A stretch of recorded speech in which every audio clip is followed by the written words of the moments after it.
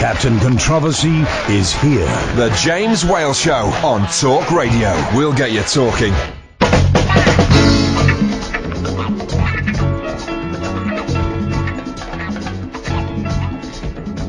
Welcome back. It is the James Whale. Would you stop that when we're trying to make a proper, intelligent-sounding programme? Yeah, sorry, it's my nostrils. Yeah, well, I don't want them stuck on the microphone. Right. This is what's been holding you back, are Ash's nostrils. I've often said this to you, James. You wouldn't listen. No, I could have been on Radio 1 if it hadn't been for when there was such a thing that people listened to. If it hadn't been for its nostrils. Right, okay. Ash's nostrils, great name for a band, by the way. Yeah. We had a band, didn't we? What were they called when we had a band? Do you remember the band we had? What? We were in a band? Yeah, well, it was called, I remember it was called the Hairy Cleavage. No, was I? Do you remember the Hairy Cleavage? What was your role in it, Mr. I was Whale? lead singer. Really? Yeah, I was lead singer. Hairy Cleavage, lead singer. He was the drummer. Yeah, I was a drummer. Yeah. I've not given you permission to use my Periscope image. at Virtual Ash. Yeah. I've used my image to attract punters. Yeah, no. Anyway, listen. Hello. Never mind about your image. Iain Lee is here with his show after 10. It's tonight. unique brand. Yeah. It's a sideways look at today's news. Yeah. It is really. I'm doing the show from outside tonight because it's too hot. On the and roof. The studio when you've been in it stinks of arses. Yeah, well, I thought you asked for that. That is not very nice. You said to me Of the other James's day arse. how fragrant it was, because some of us do actually. You smell nice, but even your fragrance is not enough to counter the. You can see it. It's like that character in Peanuts. Yeah. You can see the smell coming off it. I'm now quite actually immune to his smell. I don't smell it anymore. He's burnt the nasal cavities. Because it is. they're fun. Yeah, because there's another sort of kind of herbal smell in here. I know what you mean. Whenever I come in here, I always feel a bit dreamlike, and I leave a little bit glassy-eyed. Yeah. I think because I like to have it in this blue colour. Yeah, man. Really, and sort of. Cobalt blue. It's nice, colour. isn't it? I mean, we could have lots of colours, and I've been through all the colours in here, but I like this. What do you? Oh, for goodness' sake! Periscope. Yeah. So anyway, that's it. So you're going to go outside. Tonight, it's hotter out there. Yeah, tonight. Where outside, are you doing it? Upstairs or on the park? Outside. So if anyone wants to, I think we'll do it for all the show, most of the show. I don't know, but 18 Hatfields near Waterloo is the address. I'll wander around a bit. If you want to come along and say hello, man. you'd be more than welcome. Yeah. Slightly dangerous, but it's dangerous. I know karate. I know karate. Right, I'm going to go. Good. Have you not forgotten something? Yes. Can I pay you tomorrow, Mr. Whale? No. No. Oh, yeah, you have to show me his... It's not, no, listen, if I show him my winky every day, then it's not a treat. It won't have effect, will it? It's not a treat. Go on, just today once more. No, it's a special treat. I will show, maybe, let's see what happens tomorrow, shall we? Good luck, guys. Because I had the Periscope on, isn't it? He won't do it. I knew you'd embarrass him. Okay, right. Talk Radio. Thank you, James. Thank you, Ash. Dear listener, it's too hot to be stuck in the studio, so I am outside. If you want to pop along, we're at 18 Hatfields. It's near Waterloo. It's in southeast London. I intend to do as much of the show as I can be bothered to out here. 03444991000. Across the UK, online and on DAB. Get an earful of unusual nocturnal emissions with radio's Lord of Misrule, Iain Lee. No relation, thank God. Unfiltered Night Talk with the original king of unconventional conversation. Late Night Iain Lee on Talk Radio. We have ways of making you talk. Thank you, James. Thank you, Ash. Good evening, dear listener. If you're watching on Periscope, you will see things slightly different. I'm not in the studio. It is too hot tonight to be broadcasting in the studio, so instead I am outside. I'm sat on the steps of Talk Radio. Our address is 18 Hatfields. I'm always confused by streets that don't have the word street or road or way or avenue or drive at the end of it. I live in a street that doesn't have those words at the end of it, and whenever I give the address, people, there's a slight hesitation for people, and they say, is that it? Yes, that's it. Tonight, we are outside, 18 Hatfields, it's in southeast London, we're near Waterloo, the River Thames is about a quarter of a mile that way, muggings and stabbings are about half a mile that way. And I'm just going to do the show from outside today. Same rules apply. You can call in 0344 499 1000. If you are watching on Periscope, you might not, there will be times when you won't be able to hear everything that's going on because of the way it's set up. But if you are watching us at periscope.com/Iain Lee, or is it periscope.tv? I can never remember. .tv. You could, thank you very much, Catherine Boyle. You could be witnessing the first ever live mugging live on the air, because this is, let's just say it's probably not the best place to be sat outside late at night with some quite expensive equipment. That is all by the by. The way the show's going to work tonight, I'm going to sit here for as long as I can. I might go for a wander over the park. I might go for a little wander down to the river. I've got this bit of equipment that we used when we went to New York. I've never used it wirelessly before, so I don't know how far it will stretch. And if you are nearby, you're welcome to come and join me and come and say hello and sit and chew the fat for a little bit. Usual rules apply, though. You can call in about absolutely anything. I'll give the number in a minute. And I do mean anything. I tell you why. I looked through the paper today. I was going through the papers trying to find some amusing, interesting stories that we could throw into the mix tonight. And there ain't nothing. There is absolutely nothing. I mean, the Sun, God bless it, it pays my wages. Their front page is a woman's bum. I mean, it really is. And it's something like Here Comes the Bum, or I don't even know what the headline is, but it is, it's terrible. So there's nothing in the papers to talk about.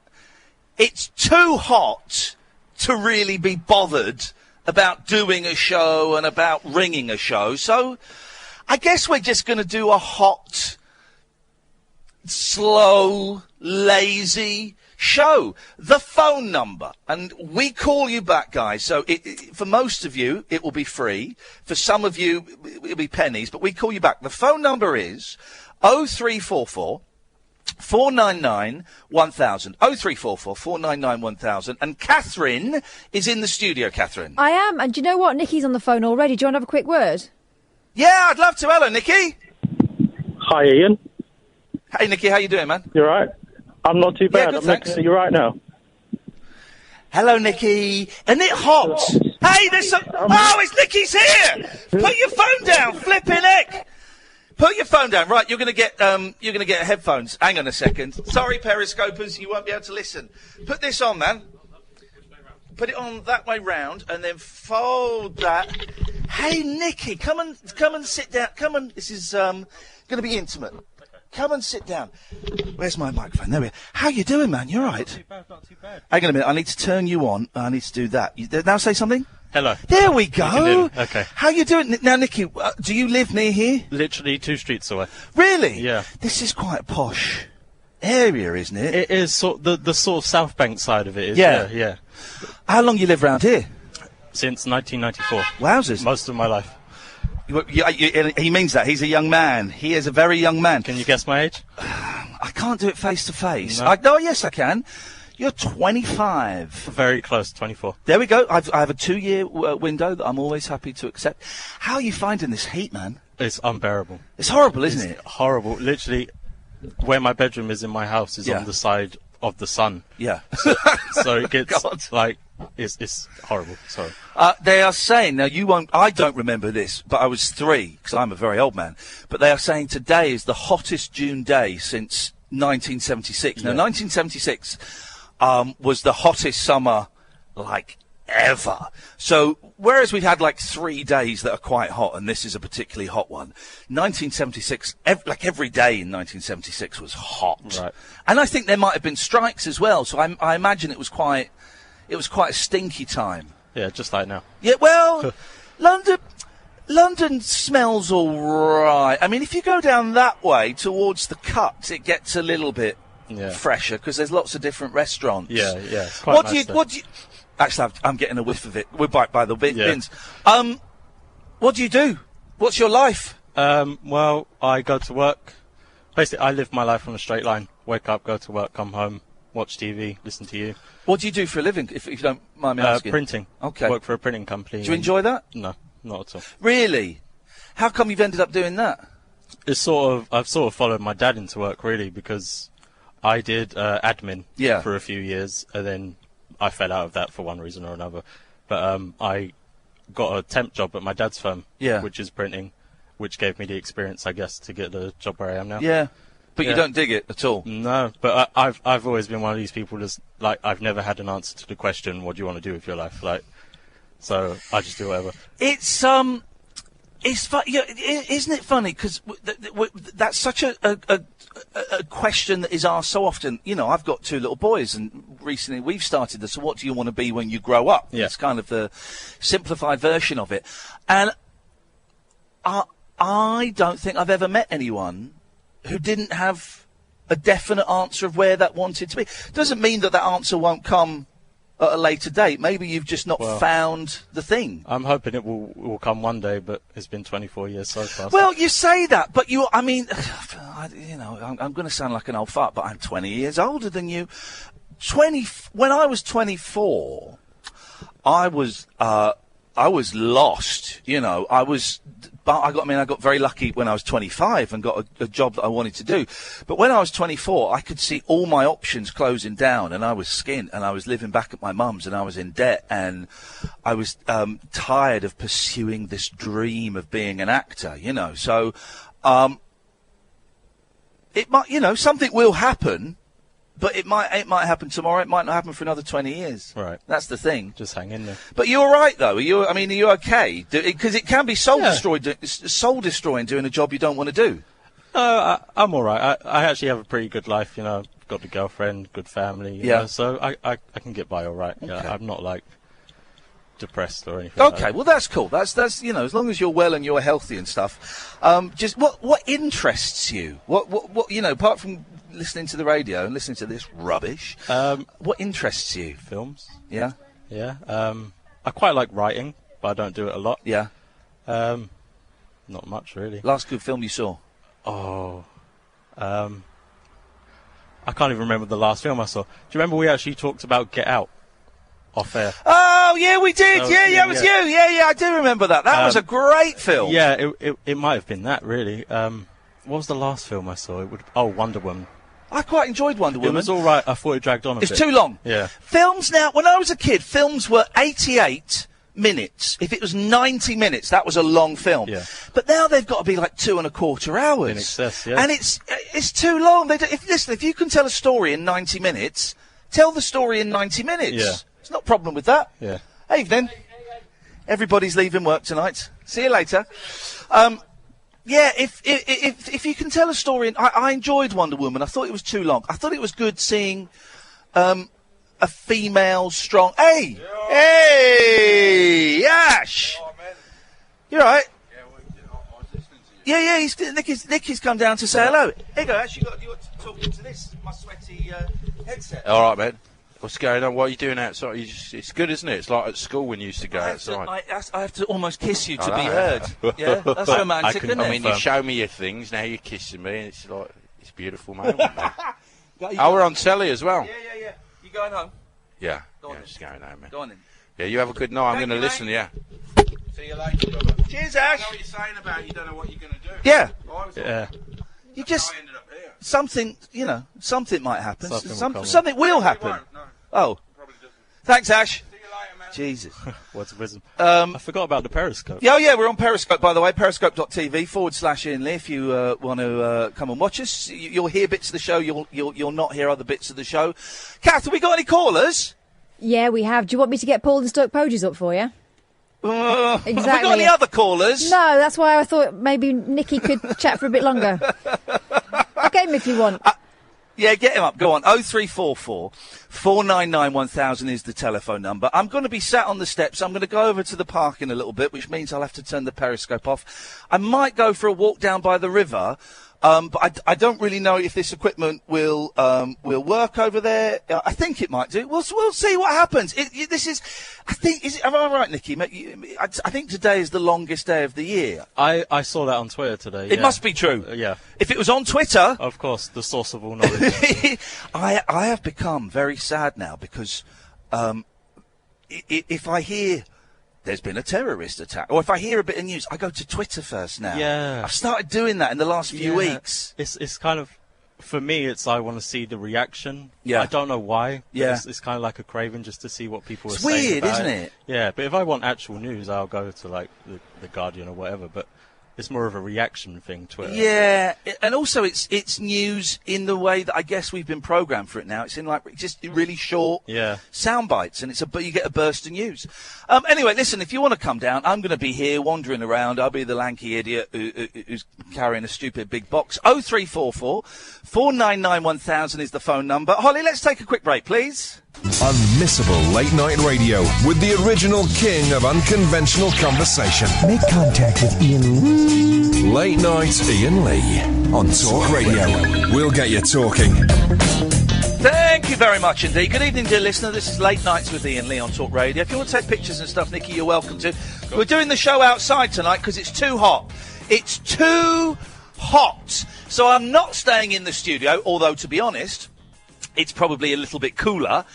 So I'm doing the show outside, and we're at 18 Hatfields, and if you want to come and wander down and say hello, can I just say, if you are a member of ISIS or any of the terrorist organisations, you are not invited. Okay, just in case you think, we'll go on. We don't have many listeners, so it would be a waste of your time and resources to try and do something on it. Not many people would get the message. Okay, you'd have more impact if you leant out of a window and shouted "Death to the infidels." So just saying. When Carol Malone takes over, March the 22nd, 2018, Home Alone with Carol Malone.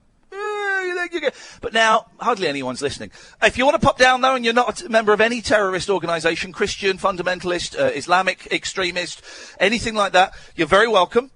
Or you can phone in, 0344 499 1000. Nikki has popped down and joined me. Nikki, you reminded me of my money-making scheme, Chocolate Coke, which I discovered last week. And I have brought back crates of the stuff, and I just need to work out. They're stored at a lockup. I just need to work out my distribution. But I can assure you, dear listener, and you, Nikki, that in the coming weeks I will be Britain's leading importer of chocolate Coke. Yes, Catherine? Yeah, I was going to say, before you do that, and I know you will do that because I've seen the crates. Yes. It's kind of getting in the way up here. But we've got Paul in Stoke Poges. Will you please see to him because he's like a caged beast? Paul, let me see to you. What would you like me to do for you, Paul? Pleasure you, sir? Shall I pleasure you? You always pleasure me, but you're not going to pleasure me much longer because Carol Malone's going to take over from you, isn't she? March the 22nd, Home Alone with... Well, unless we get our listening figures up dramatically, yes, that's what's going to happen. Did you get my message about her last night? My emails about her, no? I stopped opening your emails. Okay, I only sent two. They weren't rude. Well, I don't know because I didn't open them. Okay, I just said, Carol Malone, she can't even get a regular spot on Loose Women, can she? I've met Carol Malone. She's lovely. Yeah, all our radio shows will end up being about is the flipping menopause. Well, so what? Maybe that's what... They won't be. Carol's a very intelligent, erudite woman. I've worked with Carol Malone on Sky News many, many times. Listen, if anybody were to take my slot, I would hope it will be someone as good as Carol. Seriously? Yeah, she's brilliant. Okay, fair play then. I'd rather I kept the job, so we need to get the figure. I don't know why people aren't listening. Surely this is what the kids want, a middle-aged man sat on some steps doing a show, don't they? They're probably not listening. Yeah, H, yeah. Yeah, H. Probably... Well, okay. They made a comeback recently, didn't they? Who did? Steps, didn't you just say? Jesus. Yes, they made a comeback. You see what I have to deal with, Nicky? Yeah. You're experiencing it firsthand. Okay, it's not what I called in for, anyway. No, of course not. Okay, what I called in for was something that... Okay, everything's going on in this world. Okay. Everything's going on in this world, yes. Okay. Yes. Now, okay, you call me mad, call me crazy again, whatever you want. But I just thought, it popped into my head, everyone should walk the dinosaur because we are all just was, not was. Cut him off, please, Kath. He's talking absolute nonsense. I mean, what is that? What was that all about, for crying? You see, you experiencing that up close and personal. I mean, that was Another Level, whatever he said at the end there. Don't mention Another Level. That's another pop band. He'll be phoning up about them now. Catherine? Yeah. How are you finding it upstairs? Because you're in my seat. You're in the seat of power. Oh, what a lonely boil. Sorry? Yeah, I'm a bit lonely. A bit boring up here. Well, it's all happening down there by the bins. It is all happening by the bins. I've not really got anything for the show tonight. I've not got any direction to take it in. I've not got any real content. Some might say, well, you never have any real content. But it's just too hot to work, isn't it? Bit, yeah. Classic bants there from Catherine Boyle. Well, it's too hot. 0344 499 1000 is the telephone number if you want to give us a call. Catherine will, Angela from Coventry's rung. Should I just put her straight through? Yeah, put her straight through. All right, here we go. Here we go. Good evening, Angela. Hang on, she's there now. Hang on. Angela, how you doing? Hi, Ian. You right? Can I just turn my radio off, mate? Yo, yes, please. Yo, please do. Oh, that I'm going to get great. Jamie from Chichester as well. This could be a nice little menage. Okay. Might be a go. bit tricky because I've got a bit of delay, but let's see how we go. Yes, Angela. Hello, mate. What station are you going to after this one, then? Oh, God, no. Me? When this ends when we do our last show next year on March 21st, and we do the handover, the ceremonial handover of the baton, which is shaped like a microphone, I am going to go to do piecework in Zimbabwe. Okay. I'll take over for you, then. Sorry? I'll take over for you. Yeah, I don't think that's how it works. You're like the idiot. You're not saying you're an idiot, but you're like the idiot yesterday who said I should quit my job if I had any morals. And then I said, okay, how do I feed my kids and pay my mortgage? You went, well, go and retrain in something else. It don't work the world don't work like that, I'm afraid. No, it doesn't, does it? All right, go on then. I'll tell you what, Angela. It's Andrea? No, it's Angela. I'm going to call you Andrea. Andrea. Okay, no worries. I tell you what, you audition for my job, okay? Jamie's on the line. You be the radio host. You talk to Jamie. Hiya, Jamie. Good evening. How are you tonight? I'm very well, thanks. How are you? I'm all right, thank you. But I'd just like to ask you a few topics. What do you think of today's speech? Today's speech? Well, I mean, that's a little bit political for Ian's show, isn't it? Yeah, but we can change it a little bit, can't we? Oh, I guess so, yeah. You know, like, put it to your liking, as it were, within the rules of PRS and PPL and all that stuff, and Ofcom. There's a few things that they could have mentioned about looking after the disabled and that as well, couldn't they? I thought. Yeah. Yeah, would you like to expand on that? Who's hosting this? I would like to expand on it if they could just speak about, like, getting rid of a few things like the bedroom tax and stuff like that. They didn't mention it. I'll be honest, Andrea, this is quite boring. Okay, but I could go to something else. Go, and also he keeps saying it's my show. It's not you. You've got the show now, so you correct him. Right. Go on to something a bit more interesting. Go on, you can do this. You've got this one. I know I could do this. Okay then. What you into, Jamie? Most of the daytime, what do you do? What do I do most of the daytime? Well, I'm a writer. I'm an author. I write books. Oh, cool. I like books too. I was just wondering what sort of books the books I read. I like reading Alexander McCall. Yeah, I said I write books. Yeah. I do read books as well, mainly factual. I'm writing a book on the radio industry at the moment. Are you working on anything in particular? Not really, not at the minute. I'm just enjoying reading the books. Right, Andrea, you're sacked. You're sacked. Okay. You're sacked. No worries. Thank you very much for calling. Yes, Jamie. Yeah, is your guest are you still saying with you never read books? You just write them? I do. I do read books. Yes. Do you? I thought. Yes, I do indeed. Yeah, I read a lot of factual stuff and autobiographies and different things like that. Okay, fine. Okay. I tend to only read autobiographies and biographies. I'm a bit sad like that. Yeah, I just find it interesting finding out how people kind of get to where they are. Do you know what I mean? Yes, I do. And where have you got to, and how did you get there? Yeah, I wondered if your guest was still with you. Nicky? Yes. Yeah, Hi there. He's still here, aren't you, my guest? Yep, just... Yes. You were the one that said you were a printer, is that right? Yep. Yes. What kind of printing is that? Because I didn't know they still did the mechanical printing, or is it electronic? Jesus. Well, yeah, it's mostly from electronic files. Yeah, it's a dying business, though. Is it? Hang on a minute, Jamie. Have you phoned up just to try and catch out this poor fella that's come along to sit with me on a doorstep? Is that what you've called in for? Well, I'm genuinely interested because I did a lot of page layout and design at college about 10 years ago, and it's always kind of interested me, the idea of printing. So I just wondered if the mechanical printing, because whenever I think of printing, I always think like that guy in Goodnight Sweetheart with all the mechanical stuff. Well, I've never seen that, but yeah, I don't think it's quite like that anymore. Thanks for calling, Jamie. I mean, 0344. No worries. Yes. Thank you. No. 0344 499 1000 is the telephone number. Kath, this is the thing, Catherine, you see. Yeah. Because it's so hot, I've got a feeling we're going to get some pretty... I think we're going to get some ropey calls to start with, and then I think the calls might go quite insane. Well, there's someone else on the phone. Do you want to see whether it's going to be ropey or insane, or indeed, I don't know, both? Yeah, fine. Who is it? Here you go. Have a word. Hello, who's this?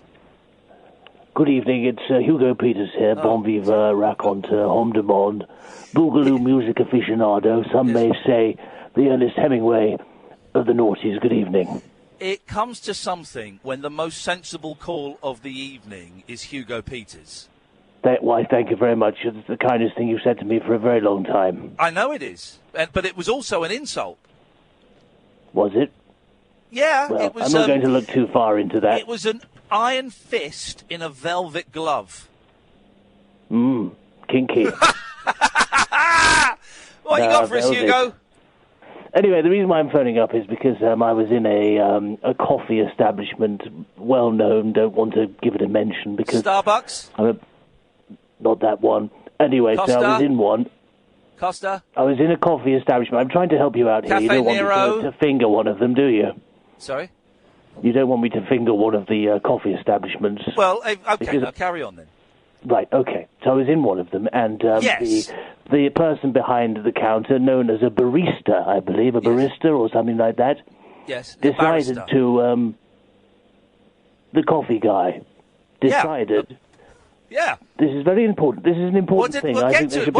The barrister decided what? But you keep butting in. Just tell... Right, okay. Right, hang on a second. Let's go to a break, and then we'll come back and we'll find out what the barrister did to Hugo Peters. Hit the break button. The wild man of late night radio is back.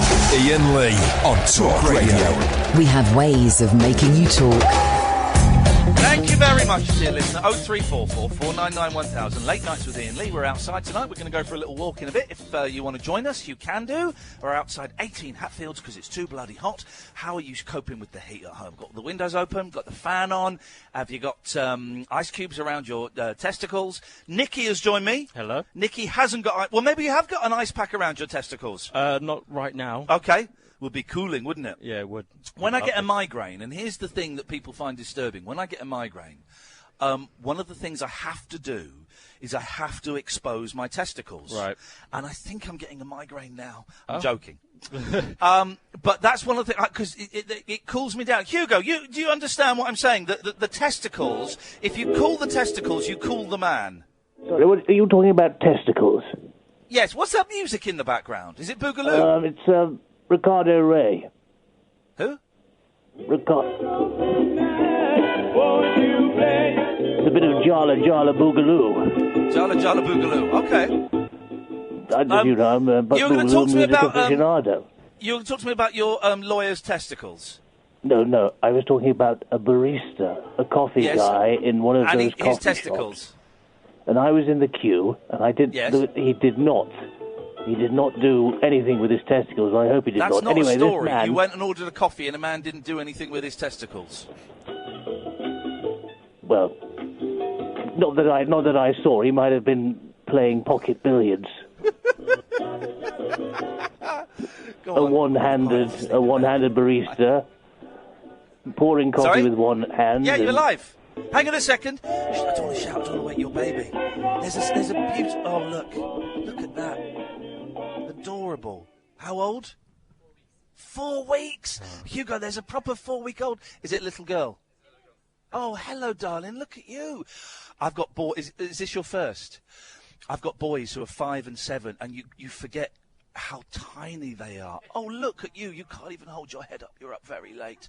And she's well and healthy and everyone's good? Oh, that's fantastic. She can request a song. What song would you like? Do you want Wheels on the Bus? Or Wind the Bobbin Up? Wind the Bobbin? We'll play Wind the Bobbin for her later on. Oh, have a lovely evening. That's really sweet. Thank you. That was nice, Hugo. We just saw a lovely little 4-week-old baby. The circle of life. That's very nice. That's very nice. That was nice, wasn't it, Nikki? She was sweet. Yeah. She was absolutely adorable. Proud parents showing off their baby. Good for them. Sorry, Hugo. I'm going to be quiet while you tell me your story about... And it seems a bit inappropriate, but you tell me your story about testicles. Well, you were the person that brought up the testicles. Anyway, so I was in the queue to speak, to get myself some coffee. And the barista was too busy performing Barista Art for the people in front of me, and it took me a good 20 minutes to get to the front of the queue so I could order my hot chocolate. I'm allergic to hot chocolate, as you know. Well, I did not know that. Anyway, I was ordering it for myself, not for you. You weren't there. Anyway, this man If anyone ever sees me collapsed and tries to buy me a hot chocolate, don't. It will make things worse. Okay, we're not talking about hot chocolate here. We're talking about Barista Art causing me to take a long time to get hold of my hot chocolate. So we are talking about hot chocolate, just to clarify. Yes, we are, but that is just that's an aside, isn't it? Yes. These baristas who think that they're Andy Warhol or I don't know, Vincent van Gogh or Salvador Dali, or Rolf Harris, get with the program and just make the coffee and stop daubing stuff on the top of it that looks like a palm tree or something like that. It really gets my goat, and I was waiting there for my hot chocolate, which was lukewarm, by the way, when he delivered it. I was in a coffee establishment today, and Did they do Barista Art? Yes, they did, but they did it really badly. Did they drop their testicles in it? You really? Why did you have to lower the tone there, mate? Well, the tone was already very low. No. We've had a touching moment. We've seen a 4-week-old baby, and you've just brought your testicles into it. Right, okay, you were in the shop, and what happened? Well, I've done the story. They did rubbish art. I'm going to cut you off now. No, you're a pervert. Kath, you've got to be quicker with the cutting off. Sorry, I was trying to get hold of Nick. I can't phone people back from in here, so I'm going to have to rethink my whole technique. Can Holly phone people back? She's going to have to. She's just ringing Nick for you now. Holly's going to have to do it. That's the way it's. That's just the way it's thrown in at the deep end. I think in future, if the phone goes up, it means that I've put you through, and you should just be prepared to speak to Ian. That might be the way forward. Gosh, that's you're getting a bit angry there, Catherine. I'm not. I'm just trying to work out how I do it, and I'm a bit out of breath because I ran next door. Anyway, here's Nick. Here we go. Hello, Nick. Hello, mate. How you doing? Yeah, good. Thanks. It's too hot, man. It is flipping hot. It's too hot. How are you keeping cool this evening? What are you doing? I've got the fan on. Yeah. Can you sleep with the fan on? Yeah, it's on a timer, so it times out. Oh, fans on timers. I've never heard of such things. I've had to, the last 2 nights, I've had to sleep on top of the duvet, which I don't like. I like to have something over me. I've got a sheet at the moment. Yeah, I haven't got I need to get a spare sheet, I suppose. Yeah, that would do it. Yeah. That would do it. Anyway, Nick, what you got for us? I want to play a game. Go on. I've made a playlist, and it is, it's called Rubbish But Good. Rubbish But Good, okay. So, good songs by rubbish bands. Oh, I like this. Good songs. Yeah, okay, I like this. This can work. So I'll give you one of them, which I've got so far. Yeah. I've got quite a few. The Osmonds. Crazy Horses. Of course. Great song. Terrible band. You're absolutely Devil right. Woman. Cliff Richards? Yeah. I don't think it's fair to call Cliff Richards rubbish. Because Really? I would say about 40% of his output is quite good. Yeah. Yeah, so I'm not good. Nicky, we've got Nicky here. Nicky, you're going to be Well, the decider. name another Cliff Richards song Hang which on, is good. hang on, Nick. Nicky's going to be the decider. Cliff Richards, rubbish or good? I think I only know one Cliff Richards Which song. one? Mistletoe and Wine. That's a great song. It is a great song. Which one? I can name you. I'll name you 5 good Cliff Richards songs. You ready, Nick? Yeah. Devil Woman. Yeah. Wired for Sound. That's the best one. Great song. Great song. In the Country. Don't know that one. Ba ba ba ba ba ba ba ba ba ba ba ba ba. In the world in which you live in, get a bit too much to bear. Da, da, da, da, da, da, ba. You're gonna find me out in the country. That's a good one. Living Doll's a good song.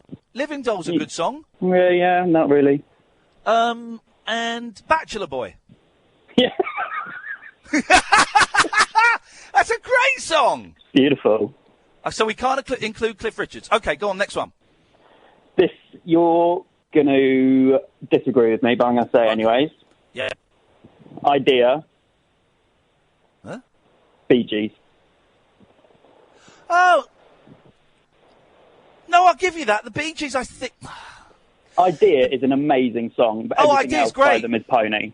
Well, Idea is great. It's when they went psychedelic.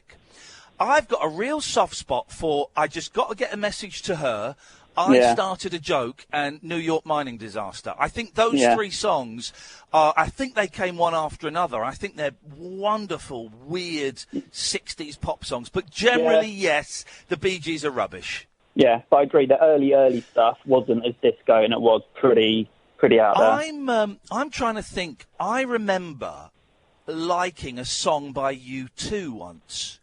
Mm. And I can't think what it was, but U2 are a terrible band. Yeah. But they did do one song that was really good. Mm. And I cannot think what it was. It wasn't Vertigo, was it? I quite like that one. It might have been Vertigo, actually, yeah. Uno, dos, tres, cuatro. That's the fella. Yeah, Vertigo by U2. Yeah, it's pretty cool. Kath, you got any suggestions? This is a good You game. too? I like this. No, not for you. Just good songs by rubbish bands. Oh God, you're going to judge me. 499 is the telephone You're number. going to judge This me. is a great. Of course I will. I reckon Travis and Driftwood. Here's the thing. That is a Travis, great song. Under 16 Girls. Sorry? Off their first album, Under 16 Girls is a good song. They also did a good song. It was a B-side, and there's 2 versions of it, and it's the version with strings on called, I think it's called More Than Love. Is that a song? I think so. That's a great song. Hey! Yeah!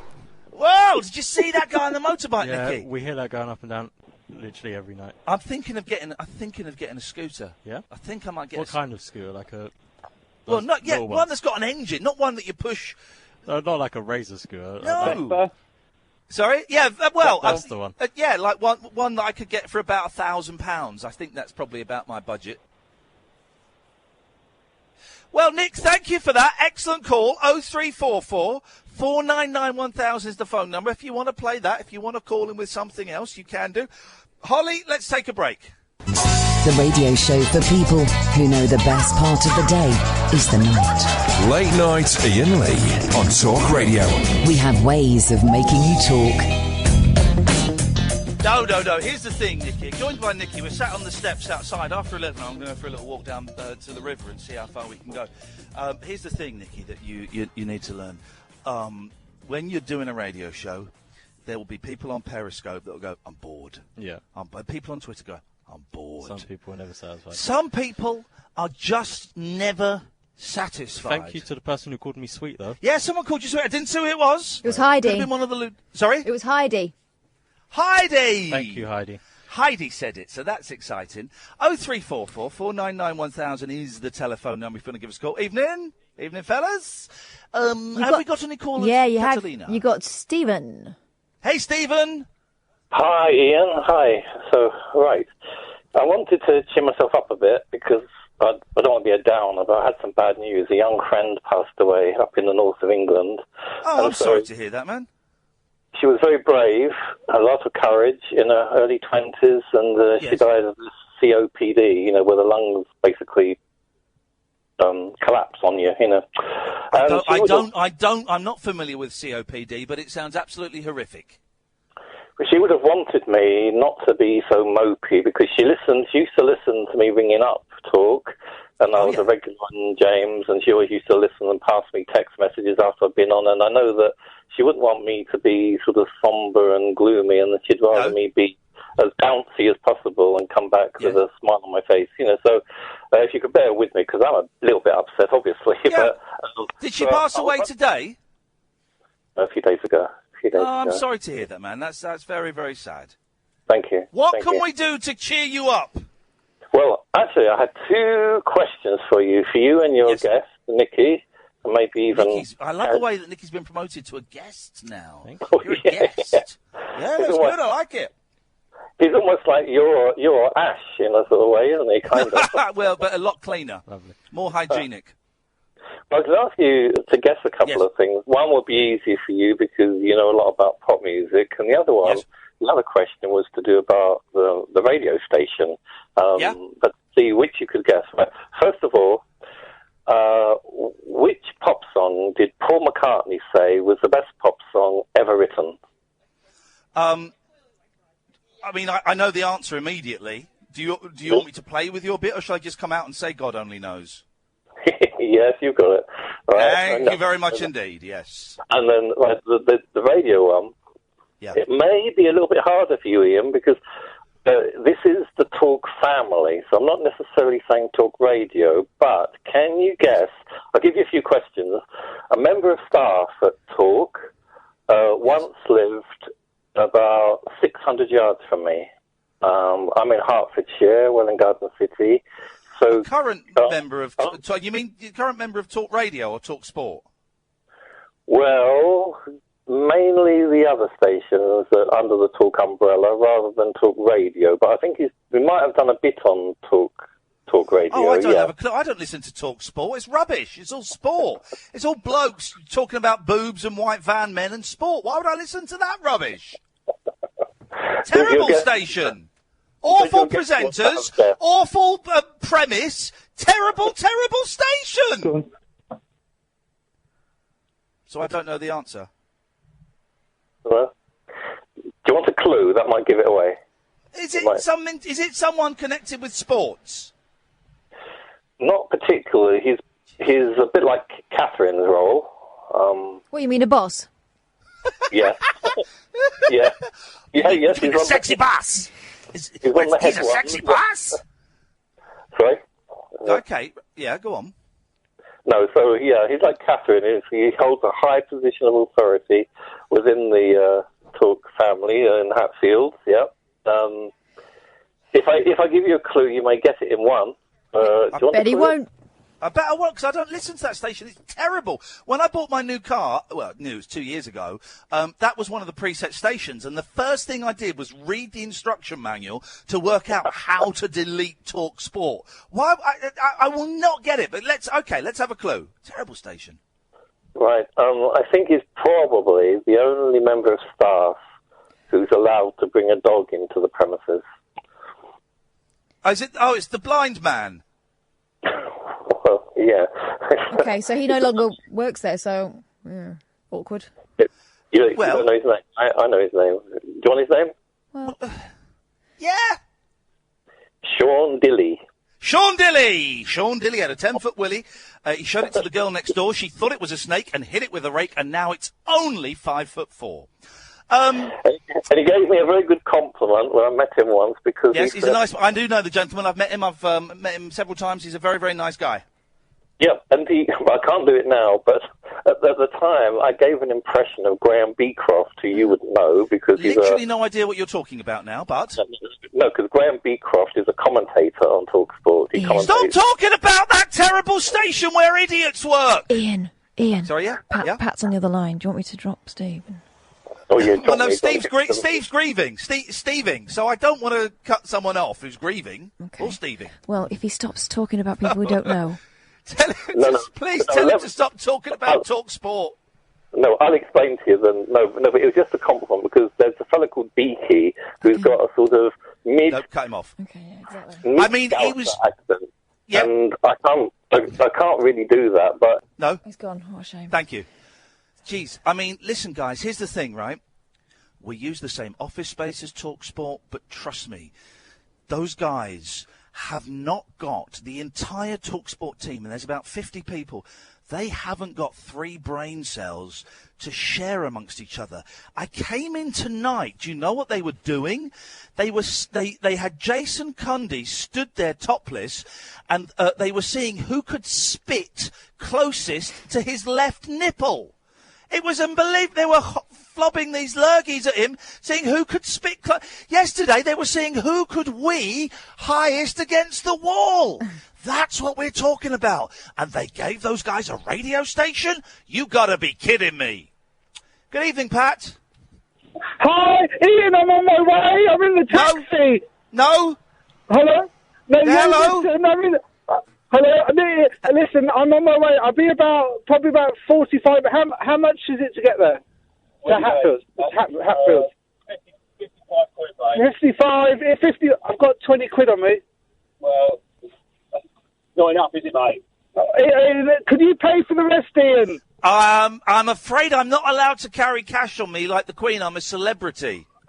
Well, I haven't got enough. My PIP doesn't come on through till Thursday. How about you come home with me and we'll sort it out there?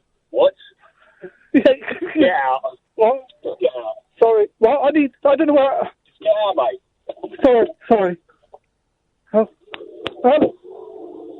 Hello? Ian? Pat? Yes? That sounded very traumatic. I don't know where I am. What can you see, Pat? A house. Okay. Is it your house? Good question, Nicky. Thank you. Is it your house? I don't know what to do. But I've only got 20 quid on me. Why don't you go and knock on the door of the house and give them the £20 and ask if you can use their telephone? Oh. Okay. But I've got to go because you're not my responsibility, and I don't care about you. Okay. Is that all right, Pat? Myself. Yeah. Okay, Pat. Thank you, Pat. Bye, Pat. Good luck. I hope you don't get murdered. Bye, Pat. 0344 499 1000 is the telephone. Ian, you've got about 5 more minutes, all right? Yeah, can I have an out time, please? 57:20. 50:20. Absolutely fantastic. How far does this bit of kit work, Kath? Well, there's only one way to find out.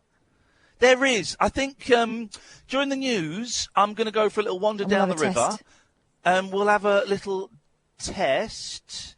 That man looks like he might be on drugs and a potential murderer. I'm not sure. He's got the. You know what I mean, Nicky? He's got the walk of a murderer. In unrelated news, yes. Do you want to speak to Paul in Stoke Poges again? He's been on. I know, but you know what he's like. Listen, all right. He can come on after 12 if he's still keen. All right. He can't come on twice. He can't have double bubble in the same hour. I know, he can come on after ridiculous. 12. Ridiculous. It is absolutely ridiculous. What do you do to keep cool at home, Kath? Because it's too hot to sleep, isn't it? Yeah. Well, I find sleeping downstairs sometimes is a bit cooler. Oh. But generally, heat rises. Heat rises. Also, we've taken the. Yes. This is a ridiculous thing that I laughed at, but I think it might have worked. Yeah. My husband took the hatch off the loft.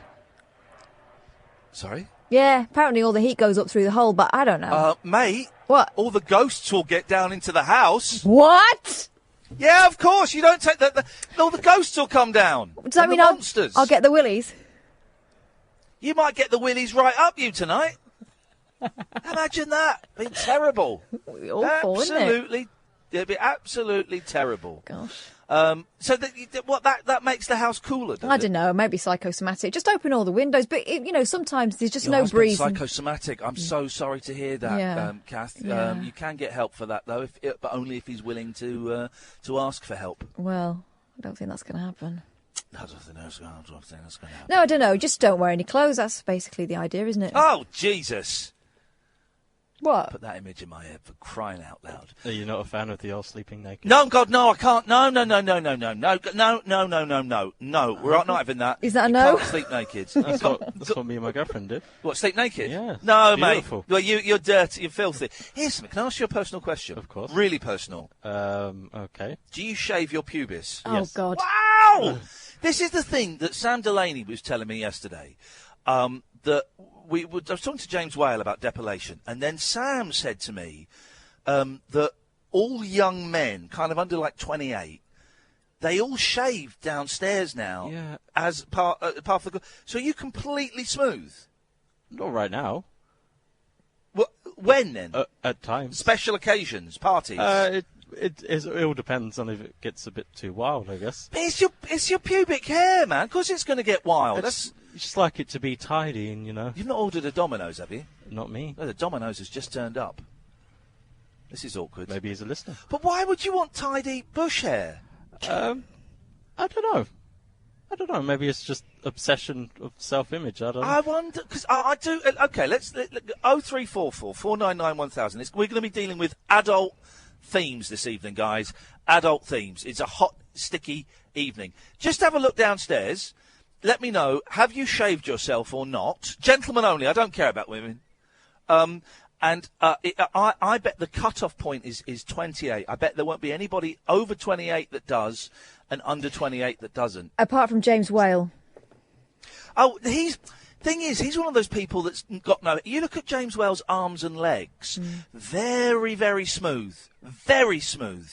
And he's one of those people. We used to have a lecturer at college who was like that, who just doesn't have any hair on their body, and those people are very, very strange.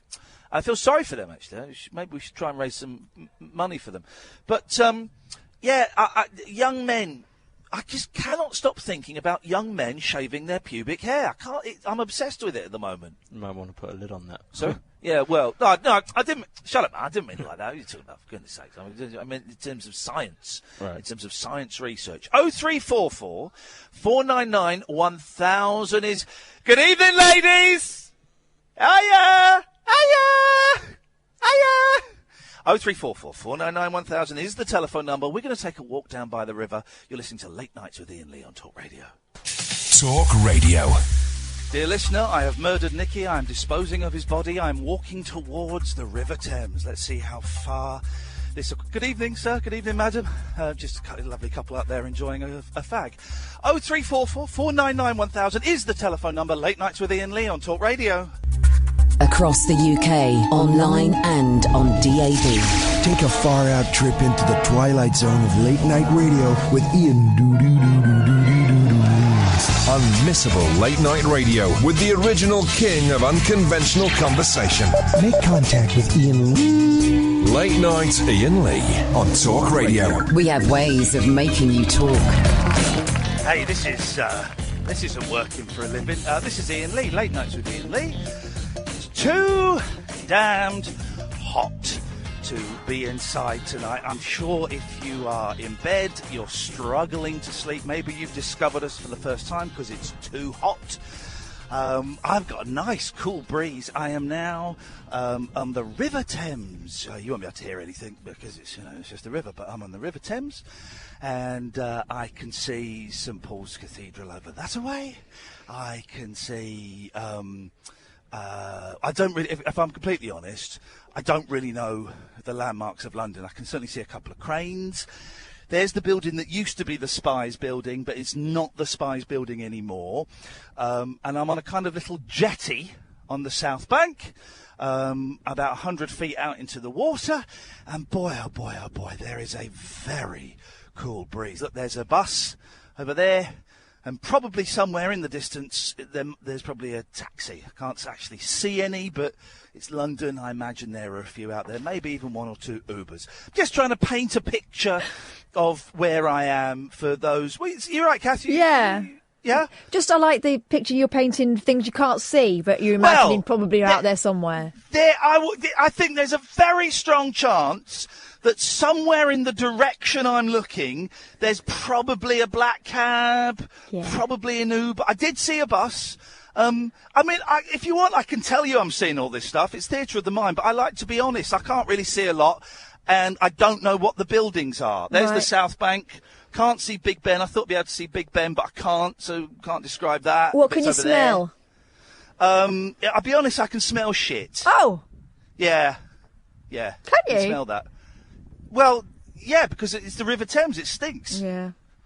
I'm going to walk back by the jetty, and I'm going to walk down the South Bank. If you see me, if you stop and see me, and you come up to me and say, your name is Iain Lee, I claim my £5, then you give me £5. And that's how that works. 0344 499 1000 is the telephone number. If you want to give us a call, you'd be very, very welcome to.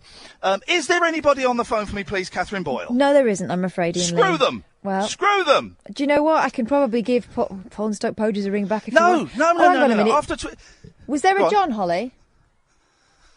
Holly is working with us. Give John a ring. We're trying her out as a replacement for Ed. If you remember, Ed, who's been with us since day one, has stabbed us in the back and has taken the BBC shilling. He's going to work for BBC World Service, which is probably the only radio station that has less listeners than talkRADIO. So far, in Holly's favour, though, I mean, she's here, she turns up and isn't got. Good evening, young lovers.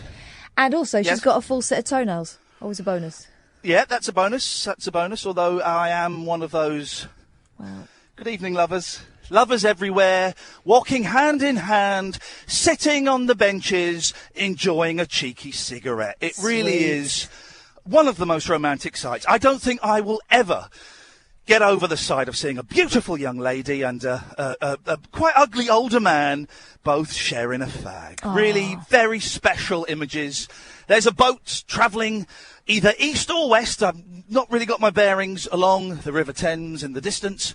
Some cranes showing that while some people want to destroy London, others want to build London back up to its former glories. Do you want another sexy couple?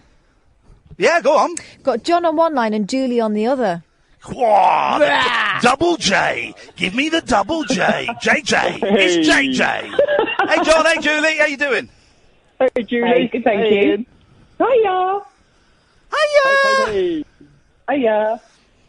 What happened? Oh. Who's going first?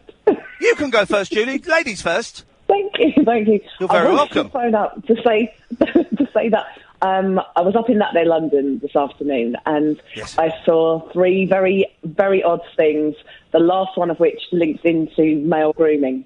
The first thing that I saw that was unusual was a man in a string vest with a hanky on his head, which was good.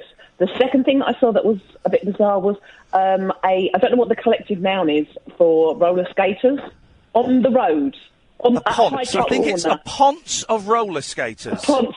Yes, a nuisance of roller skaters, which I'd never seen, which the London cabbie said was now a thing, apparently, that they go out in big groups. Oh, no, do you know what? I saw a group in London yesterday, actually, and they've gone back, they don't use the fancy rollerblades anymore. They've gone back to, like, disco boots. School. Yeah. Yeah. The third thing that I saw, which links into male grooming, was there was a guy, and he was, I would say, in his 60s. He had was bald on top but long grey hair, and I thought, he's got a dog in his lap. He's got a little dog or something in his lap. But it wasn't a grey dog. He was cycling absolutely stark naked and had the largest amount of male hair. That's disgusting. Where was he doing that? About Hyde Park Corner. In daytime? Yes, in daytime. Dirty it was like 8 o'clock. Dirty, dirty pervert. Naked. And there was a lot of male hair there. That cannot be legal. I don't know. I had to kind of do a double take, and I nearly took a photo, and I thought, that is disgusting. What? That can't even be. I've never seen. Although saying that, About a month ago, I was driving into work and I saw an older lady in her 60s sat on the pavement with her back against the wall and, you know, like her knees were up, so like, but her feet were on the floor, so it made like a triangle. And her skirt was up, and I thought, I know what I'm going to see when I drive past, and I did. I saw all of it. She wasn't wearing any knickers, and it was, oh my goodness gracious me. I thought I might have had heat stroke because all these three things were kind of like within 30 seconds of each other, and maybe, I don't know, heat stroke maybe. No, that is disgusting. Naked cyclists in London, that is absolutely outrageous. Hey man, how you doing? Do you want to come and be on the radio? No, come and be on the radio. No, he's just walking very close to me, though. He wants to be on something. Your examples of nudity in public places, please. 03444991000. Can you hear the atmosphere here, or is this microphone just picking up me? It sounds very ambient, right? What I'm going to do now is I'm putting... Hang on. You've got John on one line and you've got Dan on the other. Which one do you fancy? You just got rid of Julie, did you? Yeah, I thought you'd done. Well, I kind of on the hairy bombshell. I'm outside the National Front Theatre, which is on London South Bank, and they put on really extreme right-wing, quite anti-immigration, quite racist plays. But it's, you know, hey, listen, guys. I may be a liberal, but I'm not a snowflake, and I think everyone deserves their free speech. And if the National Front Theatre want to do that, that's entirely up to them. People sat on deck chairs. Get a job. Get jobs. Go on. Sat on a deck chair at this time of night. Get jobs, you slackers. Yeah, sorry, who was it? John we had? John or Dan, which one? John, please. John. Mate. You're on. John. Before I tell you about the eggs I was cooking. Yes? Yes. I was cooking eggs. I come home and I was like, eggs. I done that thing where you like toast a bit of bread, cut a hole in the middle, crack an egg in it. That's what I was doing. Anyone? Bueller? Fry? Anyone? Thanks for calling, John. Let's go to Dan. Good evening, Dan. Hip, hip, hip. You're not calling about eggs. Did I start a phone-in about eggs? I didn't hear that bit. It's unlikely. No, I didn't hear that bit. What you got for us, Dan? What kind of cake? Good evening. You look very happy.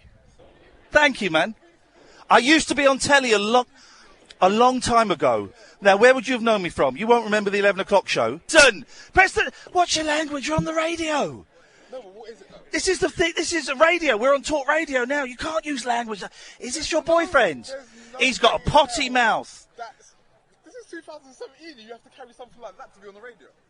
Yes, because talkRADIO, we haven't got a very good budget. We're using tech from the last century. Wait, you're who from Big Brother? No, I don't know. I'm just coming through my CV to see if you remember where you've seen me. I used to do a show with Rylan. Okay, I know who Ryland is. Okay. What's your name? Ian Lee. I remember the name. Did you used to have a morning show? I did at Rise. That was the follow-up to the Big Breakfast. She's Googling me. With the blonde chick. Who's the blonde chick? The blonde chick. Oh, I can't. Kate Lawler. That's the one. I knew you'd remember that. I know you. You were the guy that watched it sometimes. Wash your mouth out with soap, young man. Do you kiss your mother with those lips? What are you on talkRADIO doing? Doing a radio show. About what? Well, it's too hot to be in the studio, so I'm just kind of wandering around. Okay, so you're just wandering around talking to people? Well, I'm just talking. I've got callers on the line, but I'll be honest, you two look more interesting than the idiots that are phoning me up right now. You've got that on your head and you're calling me interesting looking. No, I'm saying I was paying your... Where is this going? What is wrong with London? Come on, after all the horrible things that have happened, London should be bonding together. Come on, man. I'm saying you look good, you two. I'm smiling. I'm saying you're a beautiful couple. Thank you, I appreciate that. Can I have a hug? Give me a hug. The monkeys, give me a hug. I'll give you one of these hugs, because it's been hot today. What is this? I don't know what... Is this your boyfriend? All day. Oh, not yet. Are you working on it? Look at you playing it cool. You know you've got her eating out of the palm of your hand. Don't swear in front of a lady. Nice to meet you. Have a lovely evening. Ta-ta. Ta-ta. Thank you, ma'am. Yes, Dan. Sorry, what were you saying? I was saying, what kind of cake? Hot cake. I can't have a cake today. It's too hot. Oh, you missed the Domino's guy by about 20 seconds. He wasn't for me, was he? Yeah. Well, you ordered a Domino's. Well, I did, because they're the only ones that can give you a lemon cheesecake. Hang on a second, Dan. I'm just talking to a young lady and a gentleman. We're on the radio. And this is... Hang on a minute. Oh, blimey, it's boiling. We're on the radio, and this is my portable studio. What's your name? Charmaine. Hey, Charmaine. Who's this? Chris. Hey, Chris. How you doing, Chris? Hey, I'm good. How are you? Yeah, hot. What are you doing? Why are you out on the South Bank about 11:15?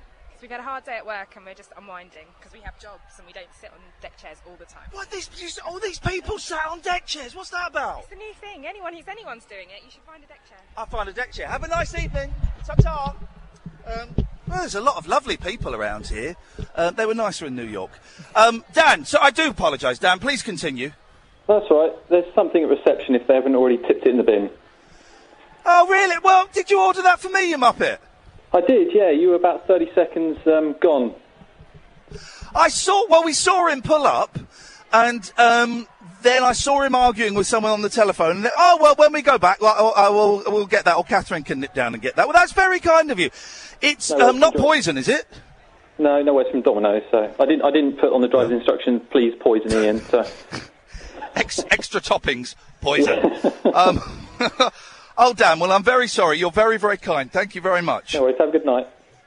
Cheers, mate, and you take care. 0344 499 1000 is the telephone number. It's too hot to do a proper radio show. I can't be bothered. You can't be bothered. Cass can't be bothered. Holly can't be bothered. So I'm just wandering around the South Bank. I'm going to watch some skateboarders, and if you see me, come and say hello. You can call in, though, 0344 499 1000. Late Nights with Iain Lee on Talk Radio. Late Night Iain Lee. Unfiltered night talk with the original king of unconventional conversation on Talk Radio. We have ways of making you talk. Oh, man. What's the matter? Isn't it hot? It's so hot. It's too hot. So, listen, I can't face sitting in a studio for 3 hours. You can't face probably listening for 3 hours. You can't sleep. We're all at a loss. So I've taken the studio outside with me. I'm walking along the South Bank. There's a young lady singing a song. Hang on. Very nice indeed. You can call in 0344 499 1000 is the telephone number. People are calling. Do you want one? Can you hear the singing? Yeah. Can you hear it? Mm-hmm. Is it clear? Yes. Let's have this for a bit.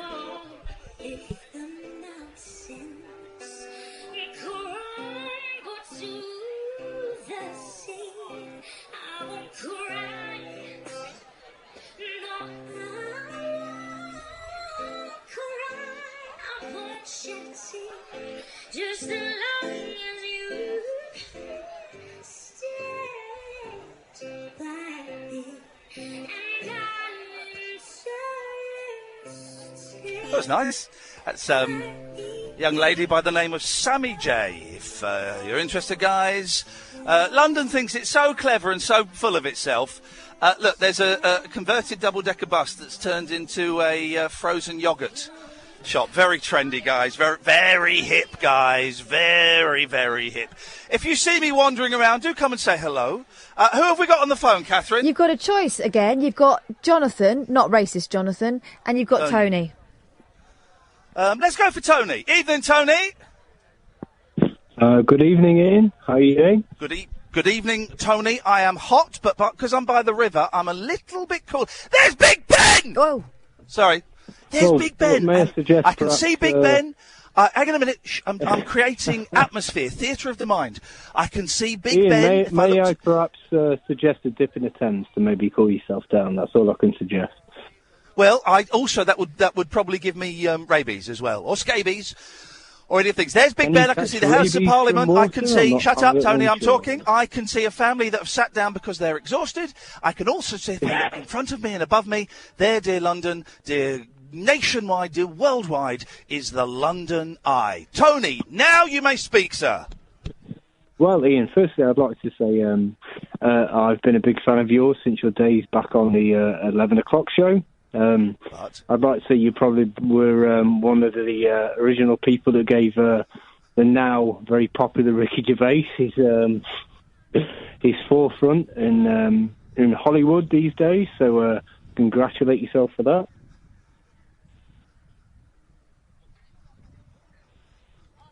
Yes. Well, just a bit of a compliment for you, and that's all. Anyway, I want to have a chat about what's been going on today, obviously with the Day of Rage in London. Sorry, are you going to keep doing things where I have to say yes or no? You just keep speaking.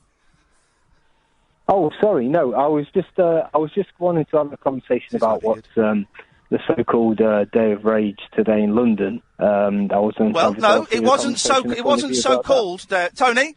It wasn't so called Day of Rage. It was called the Day of Rage. Yes, it was called the Day of Rage. Now, firstly, I'd have a bit of an issue with that. Why is that? I think at the moment there seems to be a bit of a problem in terms of people establishing a bit of a middle ground between their political views at the moment. We've got the so-called hard left, hard right, and I'd suggest possibly the middle ground seems to be the common sense point of view that seems to be quite devoid. Why do you have a problem with the Day of Rage? Let's focus on that. Well, first of all, I think the term rage probably isn't a constructive way to. Why? Rage is an emotion. People are rageful. Do you know why people are rageful? People are rageful because loads of people died. Loads of people were murdered to save a few quid. Absolutely. So that I think rage is an understatement of how angry some of those people must feel. Families were wiped out because of people's attempts to save a few quid. Absolutely. So I've got no problem with them calling it rage. Well, absolutely, but I think if people are trying to get their point across in a sensible manner, I obviously understand that emotions are going to be a particular forefront at the moment. Many people have died in a horrible tragedy. However, so be outraged. Be outraged, Tony, that those people died unnecessarily. Be outraged that because that council were trying to cut corners. They've got 300 million quid in the bank. They had enough money left over. They paid everyone £100 council tax rebate because they were cutting corners. Be outraged at that, man. People died that didn't need to die. Be outraged. Absolutely. It's outrageous. Absolutely. But the point. So don't be annoyed with a group of people that feel like that using the word rage. Focus on something that's important. Well, what I would say is important is try and institute some level of change in the situation in the government in this country. Now, from my point of view, distinguishing something as rage is not going to be something that's going to be constructive for people. Mate, stop focusing on the word rage. Those people are outraged because their families died, because their friends died, when they didn't need to die. Stop focusing on the word rage, okay? That's what they called it. Brilliant. And do you know what? As far as I know, it was peaceful. So just move on to your next point, because what you're talking now is rubbish. Okay. Would you suggest that perhaps it would be more... obviously, in a democratic society, you might think that perhaps a way of doing things more democratically, more peacefully, might be something that might get a point across a little bit more. Mate, what do you mean more peacefully? It was peaceful. What happened today that wasn't peaceful? Well, certain things I've obviously I wasn't there, so I can only certainly comment. Right. What happened today that wasn't peaceful? Tell me. Well, I think one of the main problems, obviously, the people that were part of that particular parade. What happened today? It's a really simple question, mate. What happened today that... Listen to me. What happened today that wasn't peaceful? Tell me. Well, for instance, I think what has been happening is that people have been taking... What happened? No, listen, I want you to focus on this. You've just said that there is a more peaceful way to do this. Tell me what happened today in the Day of Rage that wasn't peaceful. Mm-hmm. Well, tell me what happened that wasn't peaceful. Well, the people that were involved in it, who had obviously reason to be enraged, who were involved, certainly have reason to be enraged and want to make a change. What happened today? Mate, it's not a trick question. It's not a trick question. What happened today? You said there are more peaceful ways to do things. What happened today that wasn't peaceful? Well, I think in terms of what's been happening quite regularly recently in certain protests. Listen, I'm going to really press you on this.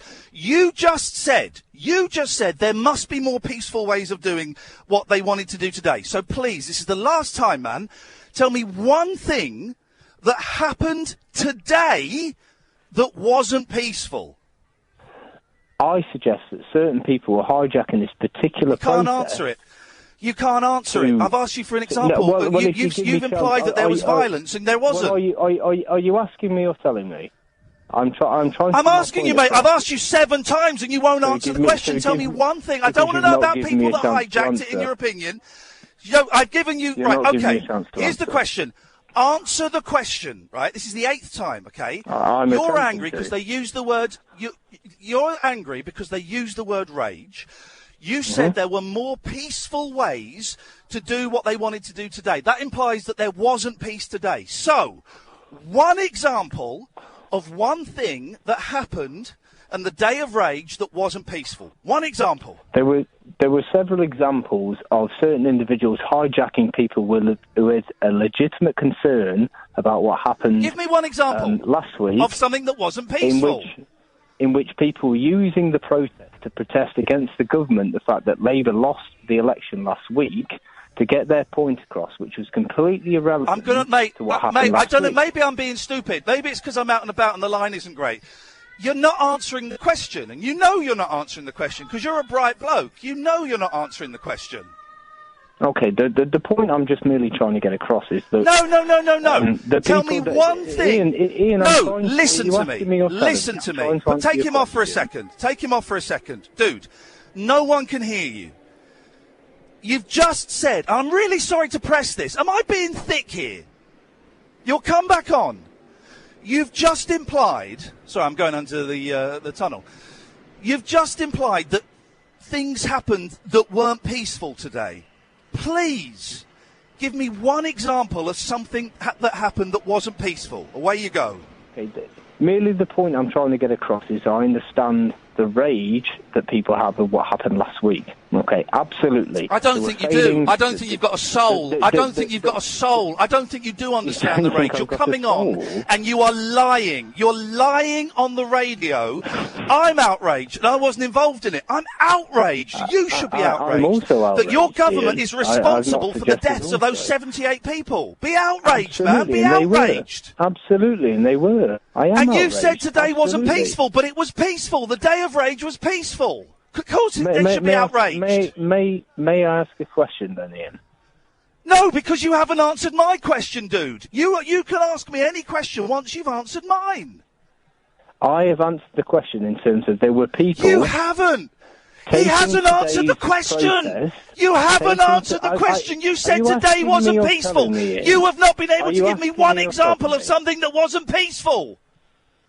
There were people hijacking today's legitimate protest to get a point across against the government of the UK, irrespective of what happened last week, which was abhorrent, awful, and was the government's fault. You're not answering the question. Are you really as thick as you're pretending to be? Because you sound quite intelligent, but you're acting dumb. In what way? You're acting dumb. Because you're not answering... I will tell you, but I doubt you'll understand it because you sound as thick as 2 short planks. You're welcome. I've asked you a question and you've not been able to answer it. Just admit that today was a peaceful protest, which is what is great about this country, that we can have peaceful protests. Absolutely. Right, so today was peaceful. Ian, can I get my point Jesus Christ, man, you're an idiot. Can I just say one thing without you speaking? Okay. No, because you won't answer the question. Today was a legitimate protest by people who are right to be enraged by the fact that lots of innocent people died at the hands of negligence of our government. Absolutely, I will agree with you on that. However... Oh, thank you so much. You'll agree with me on that. Well done. Will you agree with me that today was peaceful? Today was peaceful in terms of the people Thank you very much. We got there in the end. Well done. It took 15 minutes. So, can I suggest... And explain my legitimate point that I'm trying to make now, if that's okay. Who hijacked it? Who hijacked it? Okay. In my perspective and what I've seen, the people who've hijacked it have used Who hijacked it? in terms of the people who have a protest against the fact that the election went in the way. Who hijacked it? Who were these people? How did you see them? Were you there? How do you know this? I've already admitted I wasn't at the protest. Right. So how do you know that there were people that were hijacking it? Because I've seen through, obviously, the only media that I have, medium, should I say, in terms of seeing what happened today with social media, and what I've seen is that people have used this, which I think is deplorable for the fact that people have died and people have a legitimate... What people? Give me examples. What did you see that shows you that people hijacked this? Tell me what you saw. There were people using the same protest that they had against the fact that the Conservative What did you see? I'm not a Tory supporter. What did you see? I managed to establish that. What did you see? Tell me what you saw. People... Well, for instance, I saw a sign...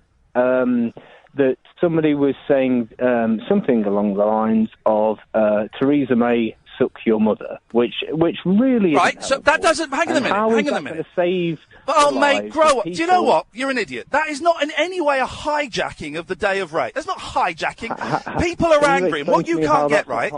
What? No, what you can't get. Can you explain to me why that's not a hijack? How you explain to me how that is a hijack? Someone's got a sign that's swearing about Theresa May. How is that a hijack? So, if this was a legitimate protest, which I imagine was the majority, I'm arguing with a knob here. How is that a hijack? People using it for a concern in terms of them thinking... How do you know that wasn't someone that was concerned about Grenfell? You're telling me, Ian. I'm trying No, mate, because you're not... Here's the thing, right? I'm getting really frustrated because you sound like an intelligent bloke, but you are acting like a knob, right? I am asking you questions and you are not answering them. You are going round in circles. You're not giving me the Very straight question. How is that sign hijacking the Day of Rage? Because that has got nothing to do with the fact that all these innocent people died in that tower fire.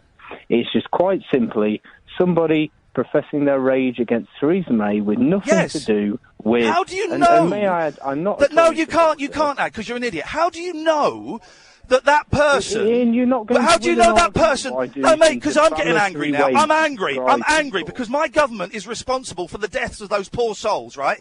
Somebody is responsible for the deaths of those poor souls. I agree. And you've got a cob on because someone had a sign that was rude about Theresa May. You don't know that person that held that sign. You don't know where they came from. You don't know what they stood for. You haven't got a clue. You have no soul. You have no soul. I have no soul. You phoned up and argued that you're angry that they used the word rage and someone had a sign that was rude about Theresa May. Boo-hoo-hoo. Get a grip, dude. Is this the way that mature people behave at legitimate... No, mature people answer questions. You can't answer a question. I've already answered your question. Well, in fact, I haven't been able to answer your question because you referred to me as an idiot and a knob, Ian. And yes, you are an idiot and you are a knob. Yes. You are an idiot and you are a knob. You also referred me to me as an intelligent man, so I don't understand where's your standpoint there? I have changed my opinion of you. You sound intelligent, but that's very, very deceptive. Well, if you were giving me maybe a slight second to just explain why I'm calling, and I've already... I'm not interested in why you're calling. I think you're obnoxious. I'm not interested in why you're calling, right? I think you're obnoxious. I think you're horrible. I think you're soulless.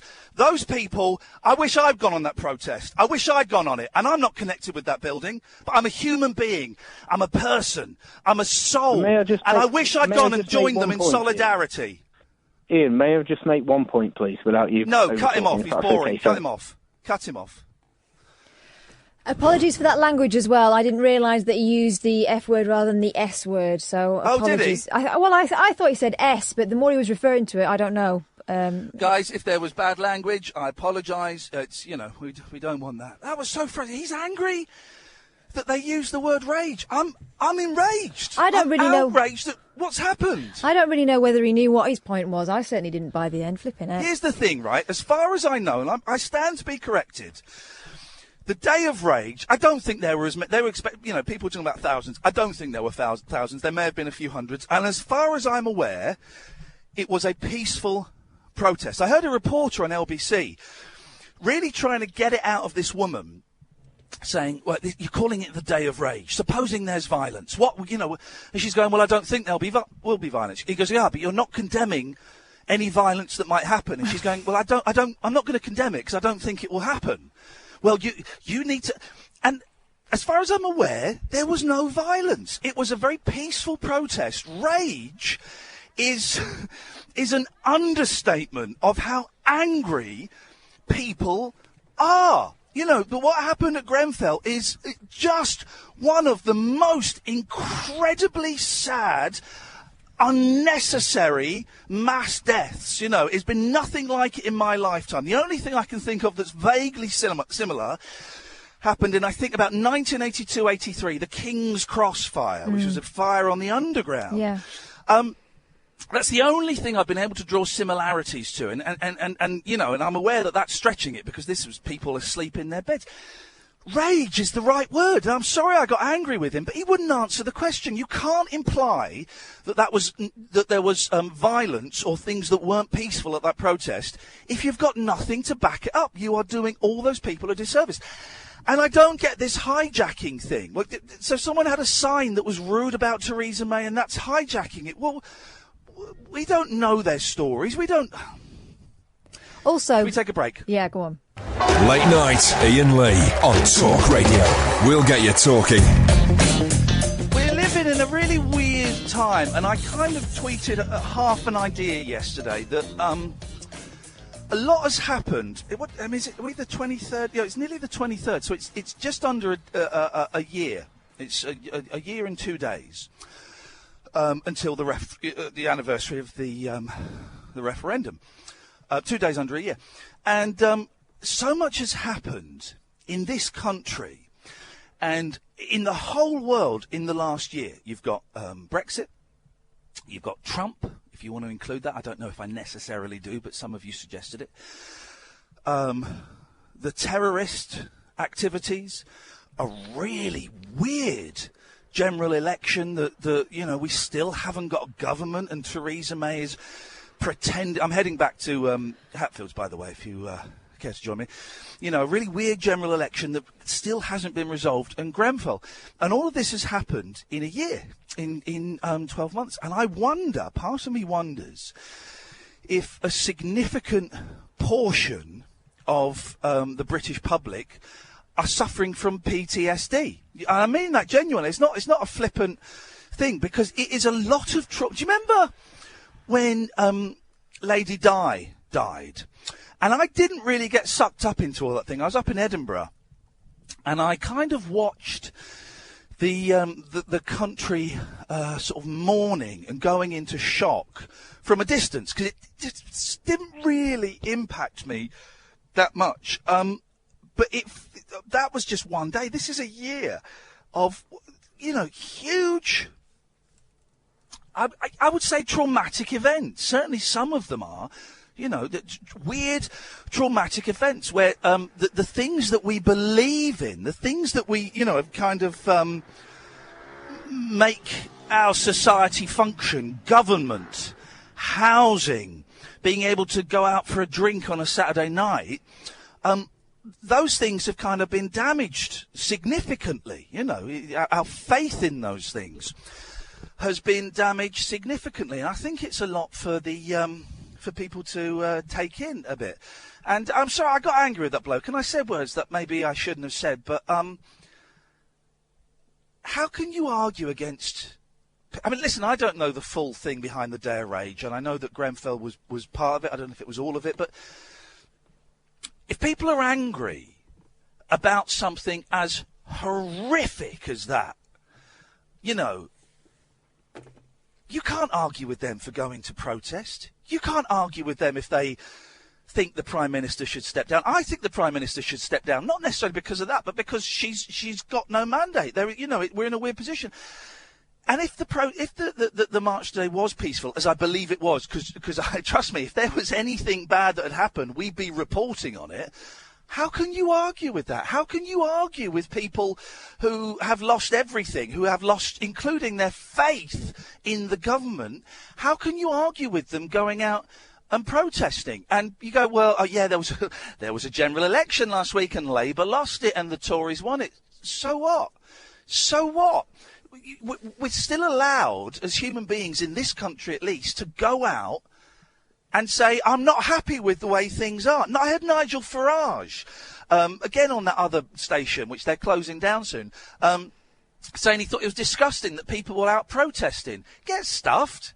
Get stuffed, mate. All you've done for the last 10 years is protest and wind people up. If people want to go out and say, do you know what, that general election was a fix, that general election was a screw-up, and it's completely ballsed up any chance we've got of having a decent relationship with Europe, that we have no proper government, that we're jumping into bed with the DUP, who think the earth is 6,000 years old and that women should not be able to have abortions, we're allowed to say we think that's screwed up and that is messed up. And do you know what? I wish I'd gone on that march today, but I was busy. I was busy doing stuff that isn't actually important. And what those marchers were going and saying and shouting about and sharing was important. So I'm sorry that I lost my temper with that guy. Maybe I shouldn't have done. But I'm rageful. I'm rageful at what I'm seeing happening to my country. You know, I drove past Grenfell yesterday. Not deliberately. I was coming into London on the A40 and I saw it. Flipping heck, man. Flipping heck. If those poor souls that got out of that building want to, march to Downing Street, God's sake, let's clear the roads for them and let's applaud them as they do it. Man alive. And if there was bad language, I can only apologise. 0344 499 1000. I'm back outside Hatfields now after a nice little stroll along the South Bank. I got a little bit thirsty, but then I realised I hadn't taken my wallet with me because I am indeed a numpty. Catherine Boyle. Yes, hello. You've got Jonathan and you've got Barry. I want to talk to you. Oh, why? I just want to get grounded a little bit. OK, no problem. Listen, you 5715's when we need to... 5715? Just turn it in. I'm just, if you're... there are 68 people who've just watched The Door on Periscope. I know. They've enjoyed it, must be said. They've enjoyed themselves. I'm just setting Periscope back up and I'll be back outside again in a second. Sorry, I got angry there, Kath. Sorry. That's all right, it's allowed. It is allowed, isn't it? It's a weird time, isn't it? It is a weird time. And I mean, if your first point to phone up is going to be, I didn't like them using the word rage. Mate, deal with it.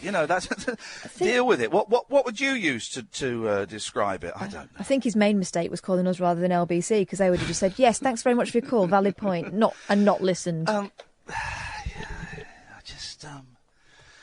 It's okay. The thing is, it's okay to be outraged. It's okay to be rageful, as long as it doesn't turn to violence. Anger.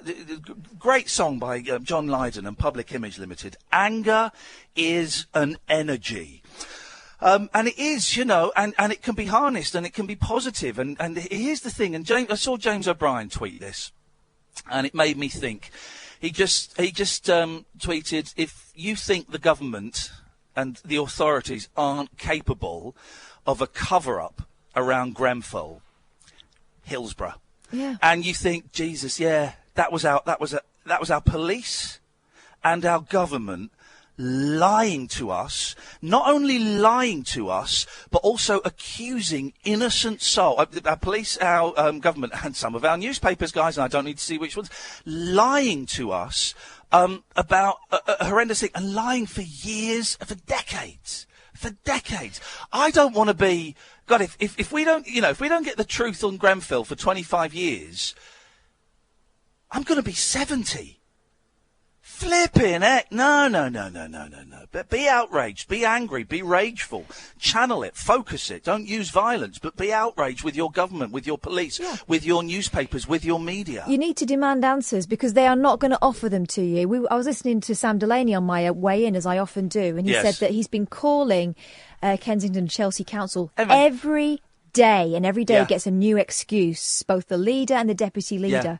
They've discovered that the cladding used on that building was illegal. Yeah.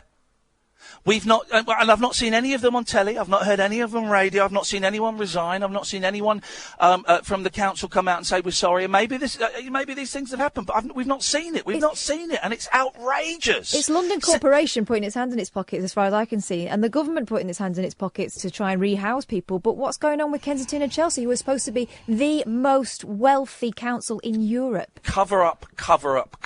Hillsborough. You think that these people aren't going to try and cover their arses and try and look after their mates? It's not my fault, Gov. It was such and such who left 5 years ago. They signed off that thing. You know, people will step down before investigations are launched and get huge pension payoffs when they should probably be going to prison. Anyway, be outraged, guys. Hillsborough, you know, our government and our police are capable of lying to us. So local councils are capable of lying to us. And it's just... Anyway, go on. Let's speak to Jonathan. Evening, Ian. Evening, Jonathan. I was going to be the greatest Jonathan in the world, but it doesn't seem in any way appropriate now. No, it's not true. It's not true. The greatest Jonathan in the world is Jonathan Richman. Right, last time we spoke, you said there were 3 better Jonathans, which I've remembered for some weird reason. Also, I'd note, you didn't see any Jonathans in America, so I'm claiming best Jonathan in the UK and America. No, not at all. The best Jonathan in the UK is Jonathan Vernon Smith. Who?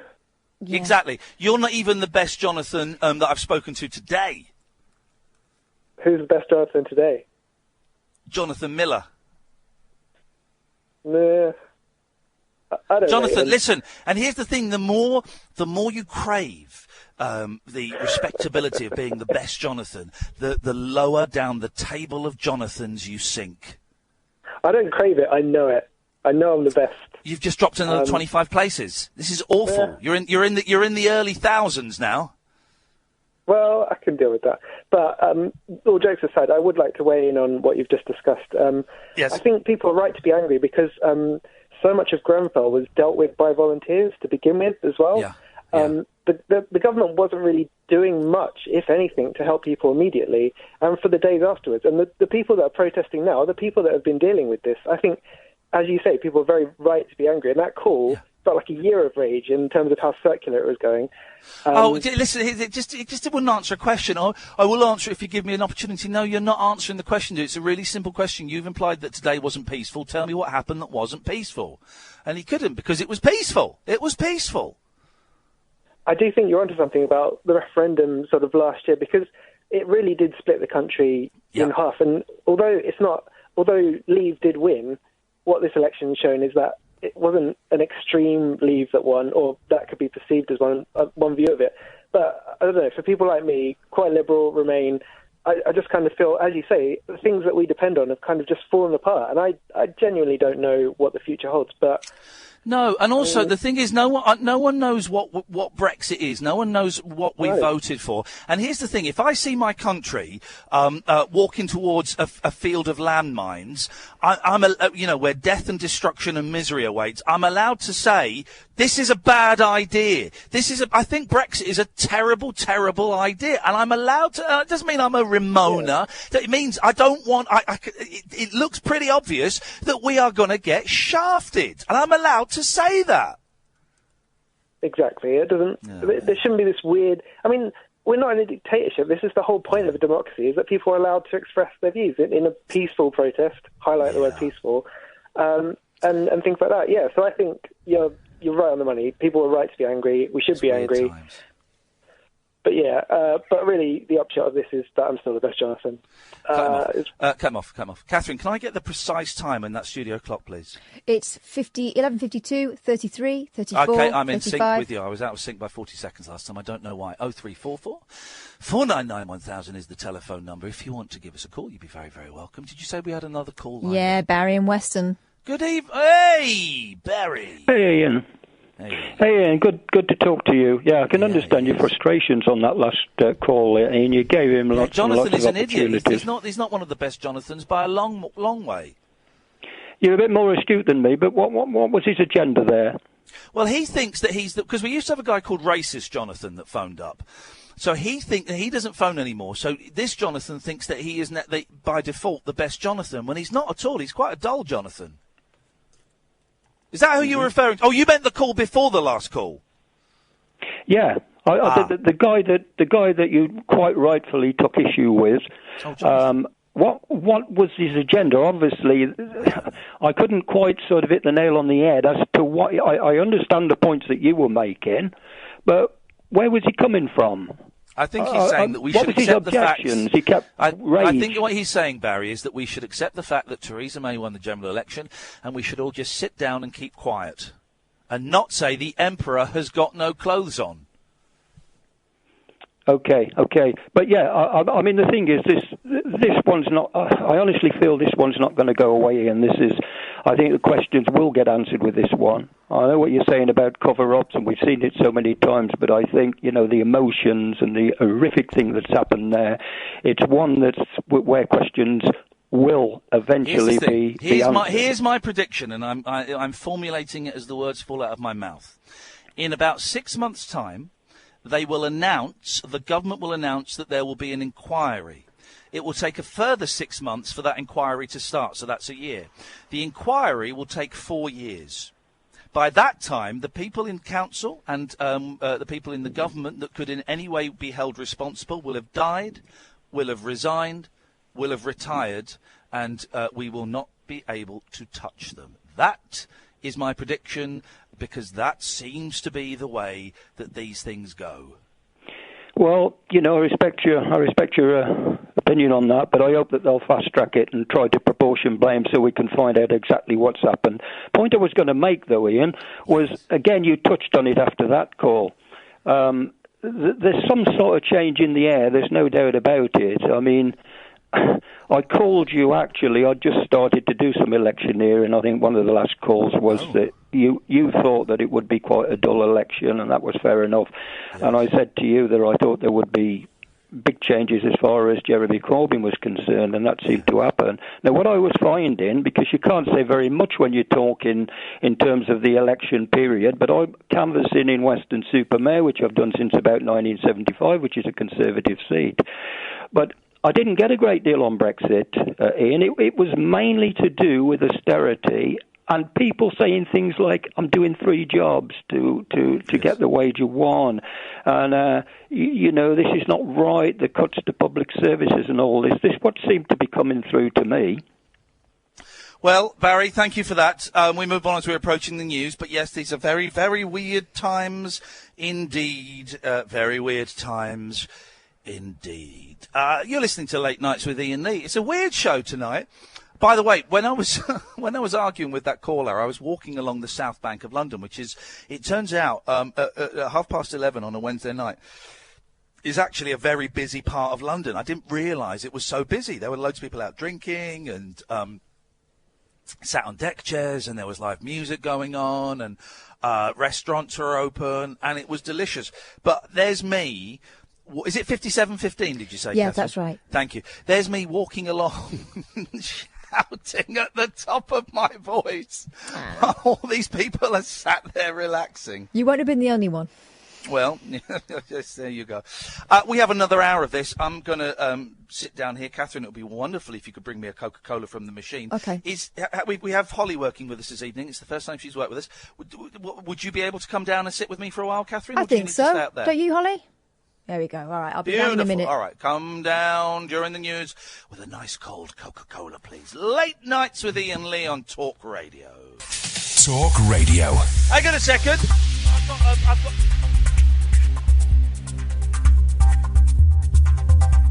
and he's offered to go and buy me an ice cream. Thank you, Dave, but don't worry, mate. Aren't people lovely? You're listening to Late Nights with Iain Lee on talkRADIO. Across the UK, online and on DAB. He has made a covenant with the night, and with the darkness he is in agreement. Uncut after-hours conversation for the up-all-night generation. Late Night Iain Lee on talkRADIO. We have ways of making you talk. The cabbie, that just as I was sat out here, he pulled, all right, Ian, do you want an ice cream? Oh, wait, I'd love one. He said, I said, oh, no, don't. You don't have to get one. Honestly, I'm fine. Do you want to get you a drink? I said, Kath is coming in. Kath has joined me outside. Yes, lovely, isn't it? We're sat on the doorstep of Talk Towers. 18 Hatfields is the address. We are genuinely here. I've turned off Periscope now because my battery was going. But we're genuinely sat here. We shall be here now, for the rest of the show. I think Harry Hardy might be popping down, the custard munching guy. If you want to come down and say hello, if you want to come down and take a picture, if you want to come down and whatever. This reminds me of. Yeah. When we're in New York, see. Hang on, I'm just moving it that way. There you go. When we're in New York, people see people sitting on the stoops. Yeah. Yeah. That's what it feels like. People are laughing at my Comrex. Bloke, wait, you need that to be on the radio. I heard him. Potty mouth. Very potty mouth. That's the first time I've hit the dump button. Loved it. 0344 499 1000 is the telephone number if you want to give us a call. I think Tony's called back. Good evening, Tony. Hi, Ian. Hey, Tony. Hello there. I feel we got into a bit of a slanging match, which is probably not the most productive way to have a conversation, so I thought I might call back and try and sort of make a point. I don't think I got across in a way because it went into a little bit of a... well, no, you lied. You lied about today's event. May I ask what I lied about? Yeah, you implied that it wasn't peaceful when it was very peaceful. The only point I was trying to say, and if you'd let me... I love the way you ignore things. I love the way when I say something that proves you wrong, you just ignore it and move on. No, not at all, Ian. The day of rage, absolutely, the rage that comes from the victims, the true victims of the terrible tragedy. No, it doesn't. It doesn't. It doesn't. I'm outraged. I'm enraged. Tony. Also, Ian. No, you're not. I don't think you are. I don't think you have a soul. You sound very cold. You sound very cold. I've just explained that the disaster that happened last week, the terrible tragedy for the poor. You've not apologised for lying, though, have you? You haven't apologised for lying. Again, I implore you to explain to me what specifically I lied about. I'll do it for the second time because, unlike you, when I'm asked a question, I answer it. You implied that today wasn't peaceful when it was. It was peaceful in terms of the people that were there protesting against a legitimate cause. However, here we go again. Tell me what happened that wasn't peaceful. My issue was, Ian, that people hijacked that protest to protest against the government for their own gains. No, your answer, Tony, we're going round in circles, mate. If we're going to have the same conversation... No, you keep trotting out that line, Tony. You keep trotting out that line, and the thing is, I'm not going to, mate, I'm not going to have the same conversation with you. I'm really not. But I didn't explain you've not been able... You keep implying there was violence today, and then you say that it was hijacked. Well, it wasn't violence. Did I imply it was violent? Yes, by saying it wasn't peaceful. It was peaceful. And whether people went there for different reasons or not, they were still peaceful. Do you describe peaceful? Would you define peaceful as people shouting in the faces of police officers as peaceful? Did you see that happen? For merely trying to peace. Yes, did you see that happen? You can research it yourself. No, I'm not going to research it. I'm trusting you that you saw that. Because when I asked you what you'd seen happen, you didn't mention that. And it's taken you 20 minutes to remember that and call back. No, I was trying to say it before, Ian, but I wasn't. No, you weren't. No, you weren't. You were talking about someone who had a rude sign about Theresa May. That was it. Hey, Harry, be with you in a second. Tony's just called back. It's taken you 20 minutes to remember people shouting in the faces of the police. Okay, well, not that it took me 20 minutes to remember. It was merely the fact that I wasn't able to get that point across. Well, no, the first thing you came out with was a sign about Theresa May. If I was going to imply that something wasn't peaceful, I would have used the shouting in the face of coppers first. Well, that was an example I was about to use. Did little snowflake get triggered by a sign? Did the little snowflake get triggered by a sign? No, not at all. Fine, let people carry their signs. Let people carry their signs. You don't know who made that sign. You don't know the person that carried that sign. You don't know their story. I'm not concerned about their story if they're explaining and giving a statement saying Theresa May needs to suck them on. I'm not concerned about their background. Here's the thing, Tony. You're hijacking today's protest for your political reasons. You're doing exactly what you're criticising those poor souls for. Do you know, I'm not criticising any poor soul that's protesting. You're criticising everybody, Tony. You've criticised everybody.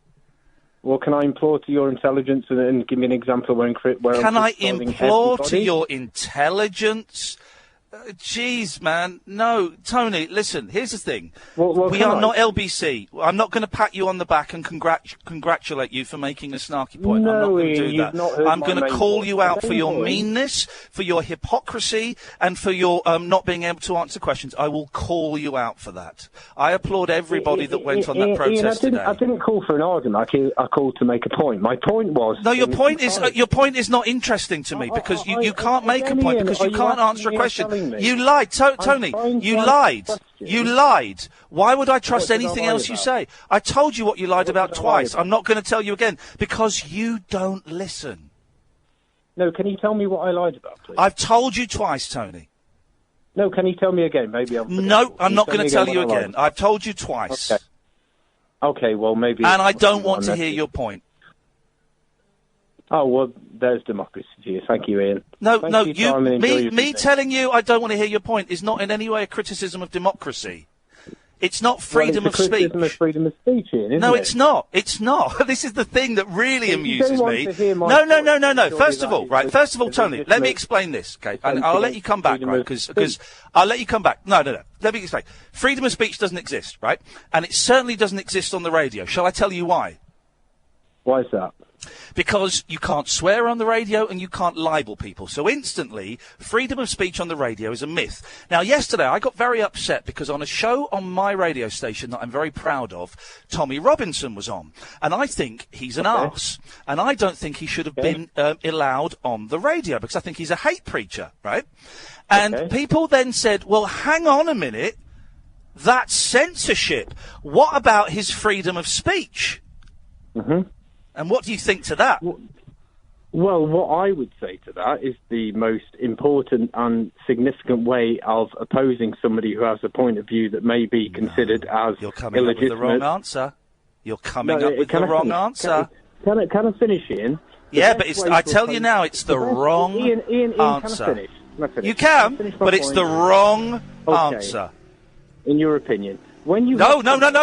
As a fact, you are coming up with the wrong answer, Tony, but I'm really keen to hear what you're going to say. Who has an opinion that is entirely opposed to the majority of the people in this country, what is the best way of outing them as wrong? No, don't ask me a question. You're telling me the answer, Tony. You're telling me the answer. To speak, to debate them and oppose their ideas legitimately? No, you're wrong. That's the wrong answer. I'll tell you the right answer. The freedom of speech does not mean you have to invite bigots, racists, or whoever on the radio. And by me not inviting someone on the radio, that's not censorship. He's allowed to say his things, but I would not invite him on the radio. That's not censorship. That's not curtailing his freedom of speech. Freedom of speech is the ability to say things. It doesn't mean you then have to be able to say it through an electronic medium. Do you understand? I completely understand that, Ian. I don't think you heard a word I said. You were just thinking of what you were going to say next, didn't you, Tony? No, Ian. The point I'm trying to make is going to be one on freedom of speech. The most significant way of destroying... No, it's not. You're wrong. If you're going to repeat yourself, Tony, if you're going to repeat yourself... Are you asking me or telling me? No, I'm telling you. I'm telling you. I'm not asking you. As you've given me the option, I'm telling you. You're wrong. You're not going to give me a way of getting my point across. No, because you're just going to repeat what you've just said. Are you going to give me a... No, because you're just going to repeat what you just said.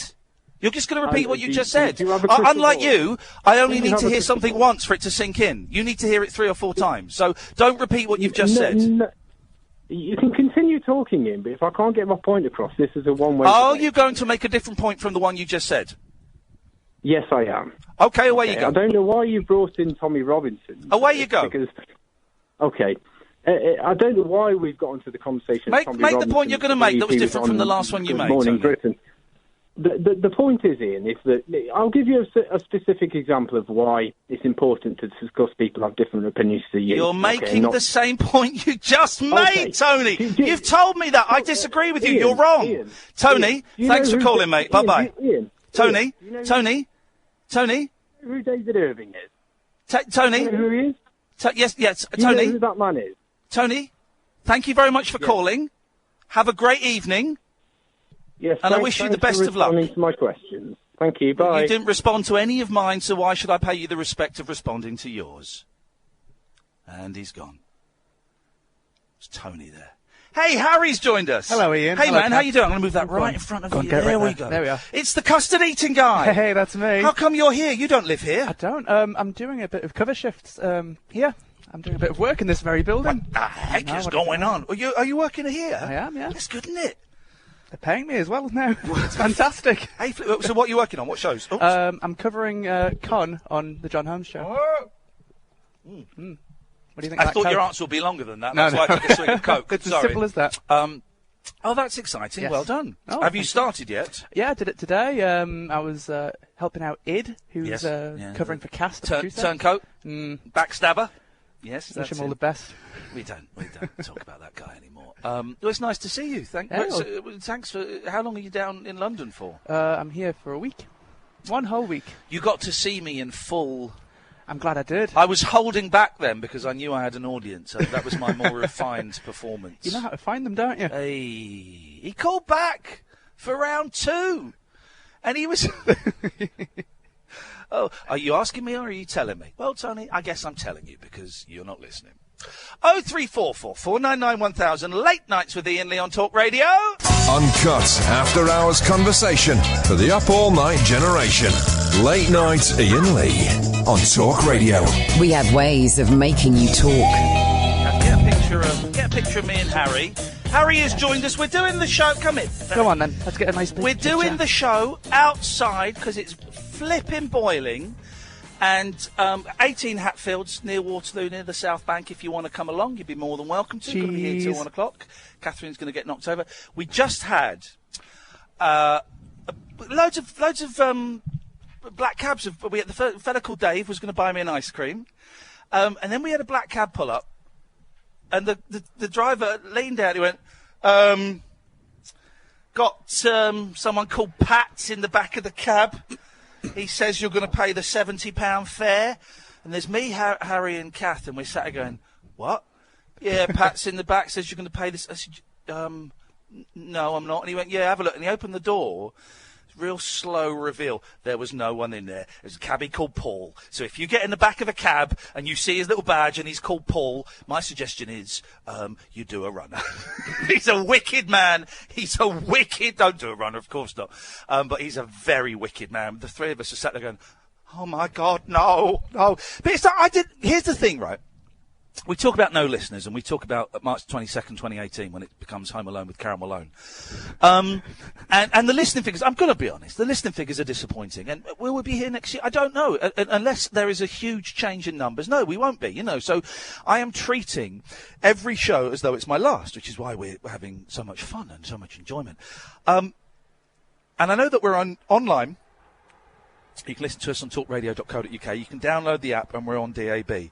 And I know that DAB is not a standard in cars. I've got it in my new car. Well, the new car is 2 years old. I've had it for 2 years. It's older than 2 years. But I've got a DAB. You've got DAB, haven't you, and yours? But it's not a standard. And I think that if we were broadcasting on FM or AM, we'd have shed loads more listeners. But to see black cabbies pulling up and they're listening to us, that shows that we're doing something right. We're doing something right. We just need to get more people, otherwise it ain't going to last, guys. But imagine if I'm doing shows 5 days a week. Imagine if I was doing one extra show at weekends. Anyway, I just don't know why I'm saying that. So, Harley's on the line. Good evening, Harley. Hello, Ian. How are you, mate? I'm good, thank you, man. I've got some Coca-Cola, and it's nice. It's really warm out here. It's lovely. I'm having a great time. Yeah, I'm down in sunny Worthing at the moment, and it's about 21. Mate, my friend Dennis lives in Worthing, and I must go down there and see him soon. But it's that's a beautiful part of the world. To be honest, mate, the main reason I'm calling in, I mean, I've listened to you all the way through, LBC, Absolute, all the other ones, wow. And I was listening tonight, and I heard that guy Tony who was talking about Grenfell. Yeah. And there was something that you said as well that I picked up on, and I thought this the other day, and it was drawing the same parallels with King's Cross. And I was talking to somebody about this. I mean, I'm only 27 years old, so it wasn't in my generation, but I'm aware of obviously what happened there. I remember it happening. I'm saying 82, 83, but I'm not.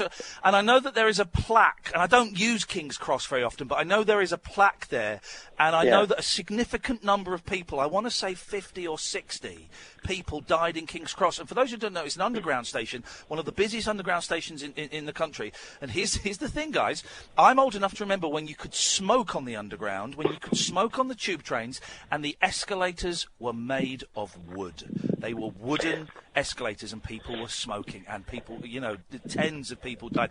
It's the closest equivalent that I can remember historically. Absolutely, it is. To this, yeah. And the thing is that I'm not going to obviously go through the whole thing, because I know you're going to have other people coming on as well, but I just wanted to say that if these people want to be there and they want to protest, and it was peaceful, it wasn't violent at all, then in a democracy, they've got every right to scrutinise a government whose cutbacks have contributed to this disaster. And it's exactly the same as back in 87 when King's Cross happened. The report came out a year after. Right, okay, yeah. And it showed that it was 31 people, including a firefighter who died in that. Showed that a significant reduction in money over years of decline, mismanagement, and everything like that contributed to this disaster. And there've been other ones as well. Bradford City Football Stadium, that went up in flames. It was just a total lack of money being spent on resources, and I think this is the same thing we've seen in Grenfell. So good on them if they want to go out there and they want to shout about how rubbish May is and how rubbish the Tories are and how rubbish every successive government's been over the last 20, 30 years. Good luck to them. Oh, it isn't just the Tories. It has been a steady decrease in the amount of money that is spent on social housing that has rendered it. And since the Tories, of course, loads of fire stations in London have closed down. So you can point that. You can point to the fact that Theresa May didn't go and speak to any of the victims until she was shamed into it. You can point to the fact that she said, if I lose 6 seats in this general election, then there'll be a coalition of chaos. She's incompetent, right? And to phone up a radio station and spend 15 minutes arguing that there's a protest called rage, and that word is man alive. Yes, I think it's a great word to use. I think it's a wonderful word to use. Be enraged. I'll be honest with you, Ian. I'll be honest with you. When I saw the pictures, and I got up at about 4 o'clock in the morning, and I saw the pictures on the news. Apart from that direct parallel that I was thinking immediately was with King's Cross, I was just disgusted. It's got to this point where certain people in our society are treated or thought of so low and so badly that we can't even bring ourselves to ensure that they're living in safe accommodation. What does that say about us as a more economically developed country? I'm going to give you another prediction, and just because I've following the media and reading the papers and listening to the type of radio shows that get good ratings, at some point, someone is going to try and spin this so that we don't have sympathy for the families. They will say that on the 22nd floor in apartment 12B, it was being rented out illegally to some Chinese immigrants. And instead of it just being a family, there were 12 Chinese people in each room, and that's really bad. And on the 11th floor in apartment 11C, there is a bloke there that was selling drugs. And on the 14th floor, oh my God, you don't even want to... There were sex workers that were working there on the 14th floor, and they are... someone is going to try and spin it so that we lose sympathy for those poor souls. I don't care if it was a drug dealer, if it was an illegal immigrant, if it was a prostitute, sex worker, if it was a mum, if it was a dad. I don't care who died. None of those people should have died. None of them should have died. The thing is, Ian, I'll just say to you quickly, just before I go, they're doing it already, and you're absolutely right. If you pick up the Daily Mail, obviously, you read the Daily Mail, the protest was violent. If you read the Guardian, the protest wasn't violent. That's what you're going to get when you read up these right-wing tabloids, and that's the sort of message they want to peddle out, and we all suck it up. But the Daily Mail's doing it already. They're turning the tide and trying to make us, they're trying to widen the divisions and making us dislike the families by saying that they're moving into... The biggest headline on the Daily Mail today was nothing about the continued pain and sorrow that these people are going through, but it was more to do with the fact that they're going to be moving into this ridiculously expensive mansion, and they're not going to be paying a service charge. So bloody what? Who cares? At the end of the day, they deserve. Here's the thing. Here's another thing as well. I found when I was in local radio. there was a story about how there was a really posh apartment and some of it had been given over to social housing. I think some of it had been compulsory purchase. But here's the thing. The people that were social housing were not allowed to use the front door. They had to go and use the side entrance. And there were certain other perks that they didn't get. Imagine that. They couldn't use the front door. And I wonder what stipulations are going to be put on these poor families when they move into these apartments. It does make you wonder, doesn't it? Listen, man, we've not spoken before, have we? Long time ago, back on LBC, back on Triple M. Oh, really? What did you do then? Silly voices, mate, just like everyone else. Oh, mate, well, I'm glad you found me 10, 11 years later. It's nice to talk to you, Harley. Give us a call again. Yeah. And you. Cheers, mate. Thank you very much. 0344 499 1000. Late Nights with Iain Lee. I can't understand why the kids aren't digging this. We're doing the show from outside. It's very glamorous. Harry Hardy has joined us. Harry. Still here, hello. Still here. If you were a fan of the performance rings that me and Catherine did, Harry, remind the boys and girls, the ladles and jelly spoons, what your act was. Well, and make it a long answer because I'm going to drink some Coke. What I did was I got a Geordie joke book written decades ago by a local radio legend up there, and I read jokes from it whilst eating from a big glass bowl of custard. And I still don't know why the kids aren't listening to this show, man, when there's stuff like that going on.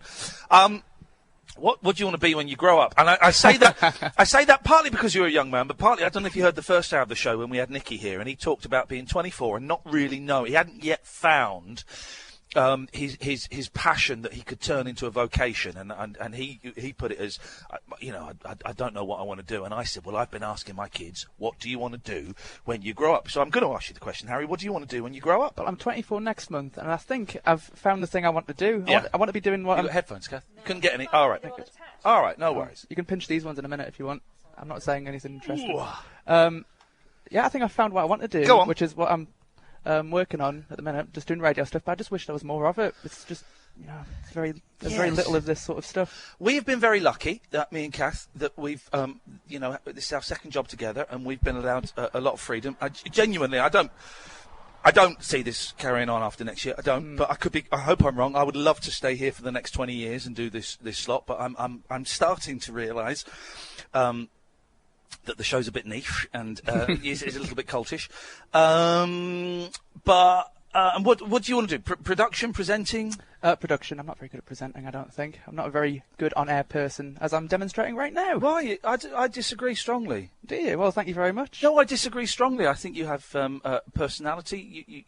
I don't think it's my sort of thing. I much prefer the behind-the-scenes sort. That's where the power is. That's where the power is. We are sat outside for another half an hour. Flipping heck, it's hot, isn't it? Sat here. It's a wonderful evening. Just listen. Siren in the distance. Apart from that silence, and yet a quarter of a mile down that way, less. Thousands of people along the South Bank. I was surprised at how busy it was. And this is one of the joys of London and one of the joys of big cities. I know that there are areas, when we went to Manchester, there are areas like it in Manchester. I worked in Birmingham a lot. There are areas like it in Birmingham. Certainly areas like it in Edinburgh and Glasgow, where you can be 2 corners away. You're surrounded by people and noise and traffic and shouting and music and, how lovely to see someone playing live music, and then you walk around 2 corners and it's just silence. Evening, fellas. How you doing? You all right? 0344. It's the recording person. Yes. Yes. Iain Lee. Oh, you're thinking of Richard Bacon.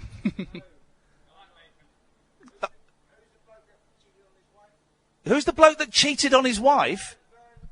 Oh, Vernon Kay. I'm not Vernon Kay, no. No. But I've got his phone number if you want it. I'll give it. I'll send you a text later on. 0344 499 1000 is the telephone number if you want to give us a call. Late Nights with Iain Lee on Talk Radio. Late Night Iain Lee on Talk Radio. We have ways of making you talk. 0344 499 1000. Sean is tweeting abuse to me. Thank you, Sean. This doesn't make sense. This is from John. You often talk shite, but tonight you have passed yourself. Okay, John, thanks. Thanks very much indeed. 0344 499 1000. Paul's on the line. Good evening, Paul. Oh, no, Holly's going to sort Paul out. Paul has bottled it. There is 30 minutes of the show left. If you want to give us a call, why are we sat outside? Because it's so hot. And I know it's cooler in the studio because it's aircon, but I just wanted to kind of feel what you lot... thank you, Holly. I wanted to feel what you lot are feeling because I know the last couple of nights I'm quite lucky because I'm on these mirtazapine, so I pop them and I'm out like Sparko. But... I know going to bed in this weather, it's horrible, and I was up reading last night until about 3:30 because it was so hot, and it's just, it's very oppressive. So I've had too much Coke as well, so I'm a bit burpy. Paul, I believe, is back. Good evening, Paul. Ian, I'm a taxi driver with a slow opening door. Your face was a picture, man. Oh, mate, I'm going to complain to... Is Ken Livingstone still the mayor of... Whoever the mayor is, I'm going to complain about you, Paul, and get your licence revoked. That was a wicked trick to play on me, man. It was a good one. The three of us looked terrified. As your rear door opened slowly, we all kind of peered in and saw there was no one there. You're a naughty, naughty man. It was good, man. Good show, man. Loving the show. Thank you very much. We're glad you're listening, man. Thanks. Spread the word. Fingers crossed the ratings go up a bit, eh? Nice one, Paul. Thanks, man. Good luck, man. Take care. Bye-bye. What a nice bloke. There we go, you see. Nice. We got some idiot callers and we got some nice callers. And that's just the way it is. 0344 499 1000 is the telephone number if you want to give us a call. Holly will come on and let us know if anybody calls in. But it's one of those... I'm surprised that we've had this many calls. I kind of thought that tonight it was just going to be me sat here meandering away and that no one would call in. But what's interesting is we've had loads of regulars. We've had a couple of new people. But Harley, I've not spoken to for 11 years. You know, he called 11 years ago. He called... I said, we've never spoken before. He said, yeah. I'm telling Catherine because she didn't hear this. He said, I called you once on LBC. I said, oh, what did you talk about? He said, I just did silly voices like everyone else. That was the show. That was the show. Can I just say, there is talk of me possibly doing another show on another radio station at the weekend. I'll let you know about that if and when that happens. We're just dotting the I's and crossing the T's. But, so inspired was I. And Harry, would you mind giving those headphones to Catherine just for a minute? Because I want to share an experience with Catherine. Thank you, dude. Hey, dude. We should start a doo-wop group. That's what we need to do. So inspired. It was an idea that I've had in the back of my head for a while to do a music show. And this is separate to the other job that might be happening. And I kind of investigated it before I went away. But it was more inspired when we went to WFMU, the radio station we went to in New York on the Wednesday, I think it was. It's all a blur now. And I was inspired to do a music show ages ago because of Amanda Nazario, who was the young lady that guided us, took us around and sorted it out for us. And she's kind of my pen pal. And so to meet her, it was weird, and we both screamed like teenage girls. It was so lovely to see her. Really, really lovely to see her. And I moan about Twitter and Facebook, but actually... I've made, I would say, I can think of 5 people I would consider friends that I've made in America, mainly through the monkeys, really. That I could know, if I was stuck in America, I could phone them up and say, hey, any chance I could sleep at your place tonight? And Amanda is one of those people. And I'm so inspired by her music show, which is her playing whatever the hell she wants to play. And then we spoke to the brilliant Erwin Chusid. Oh my goodness! We're gonna get him back on. Yeah, he was like Gambaccini, but more so, more flamboyant. Yeah, he was flamboyant, and I thought he was going to be tricky when he put the headphones on and went, "Can we change the gain on this?" I'm thinking, I don't know what that means. Yeah. And I thought this could be awkward. And I couldn't have been further from the truth. He was delightful. He does a 3-hour music show. If you missed all of the links, if you go to ianlee.com, I've written up Monday and Tuesday on Blog 1. I've written up Wednesday, WFMU on Blog 2, and all of the links to their shows and the websites are there. And Irwin's going to have his own bonus podcast at some point. I'm trying to sort of do a slow release on the New York Oh, then we've got plenty of time. Yeah, and also because, we don't want to overkill it, but also there's so much great stuff. Yeah. I don't want you to go, do you know what, I can't be bothered with all these, there's too many of them. So if I do slow release, hopefully you will... catch up gently. One of the many things that excited me about him, and loads of you, I would say he was probably the guest that we got the most feedback on, certainly during the show. Yeah. So many people going, this guy's incredible. What was great about him, and I knew the answer to the question when I asked him, but I just wanted to hear him say it. I said, do you plan what songs you're going to play? And I knew the answer was going to be no.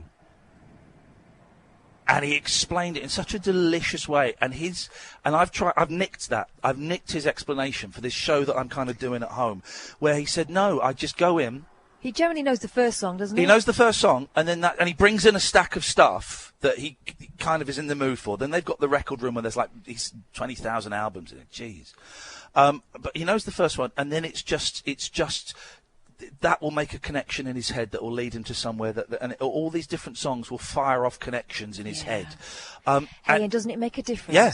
That rather than a computer picking it. Oh God! And do you know what? And I still haven't listened to Irwin's show actually because I've not had time. I want to get this week out of the way with Eddie Large because I'm stressing about that. But next week I'm going to make a point of listening to some of his shows because I just want to hear where he goes. And I won't like every song he plays, and that's brilliant. No, but you trust him enough to know that if you don't like this one, the next one could be a life changer. Yeah. And I've nicked that idea, and I've nicked that ethos, and I've nicked that premise, and I'm doing a little homebrew music show at home, which is going to go out on two formats. It's going to go out on a thing called talkRADIO, which is quite interesting. I don't quite know how it works, but basically they have a license and they broadcast in very small areas on DAB. So I will be broadcasting, I think it's this Saturday at 9:00. My music show, The Door into Summer, I'm calling it, because I'm an old head. I think it's on 9:00 on DAB, on Upload Radio, but like in South London and Kent. And I think that's it. And then you'll be able to listen to it on Radio Player. But I've also uploaded it to Mixcloud. If you go to mixcloud.com/Iain Lee, mixcloud.com/Iain Lee, you'll see it there. I've committed in my head to doing one a week for the next 6 weeks. So that'll be 7 shows. And it was a joy. The first one was a technical experiment, but it was a joy making it. And I played a song.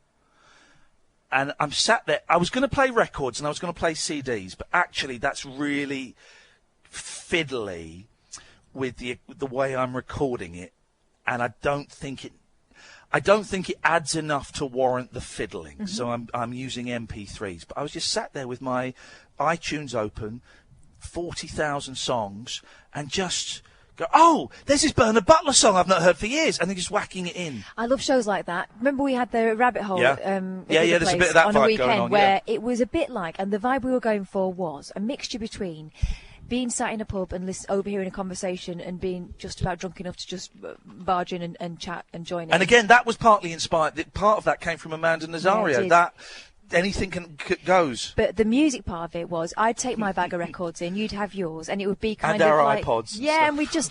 like sometimes, again, I mean, alcohol's always involved, isn't it? But when you go back to your mate's house and they play your record and you go, oh, but listen to this one. Yeah. And it's kind of... You share, don't you? You share with your friends. And there's a little bit of competition involved, but it really is not about that. It's just about a shared passion for a similar kind of music. Yeah. Or completely different stuff where you go, oh, my God, that's great. And it just dawned on me that in the first one, I didn't play any Imani Coppola. I've just discovered this new guy, right? Dan Hicks and his Hot Licks.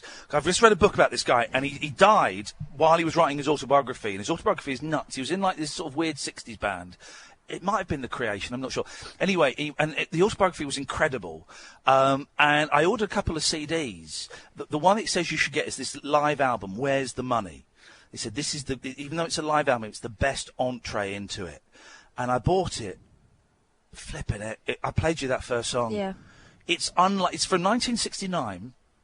It's jazz, it's 20s, it's country, it's folk, it's rock. It's all of this, and it's him and 2 girl backing singers. And the girl singers aren't that great. They're not brilliant singers, but they're good enough. But the harmonies are amazing. And I'm sat there going, I've never...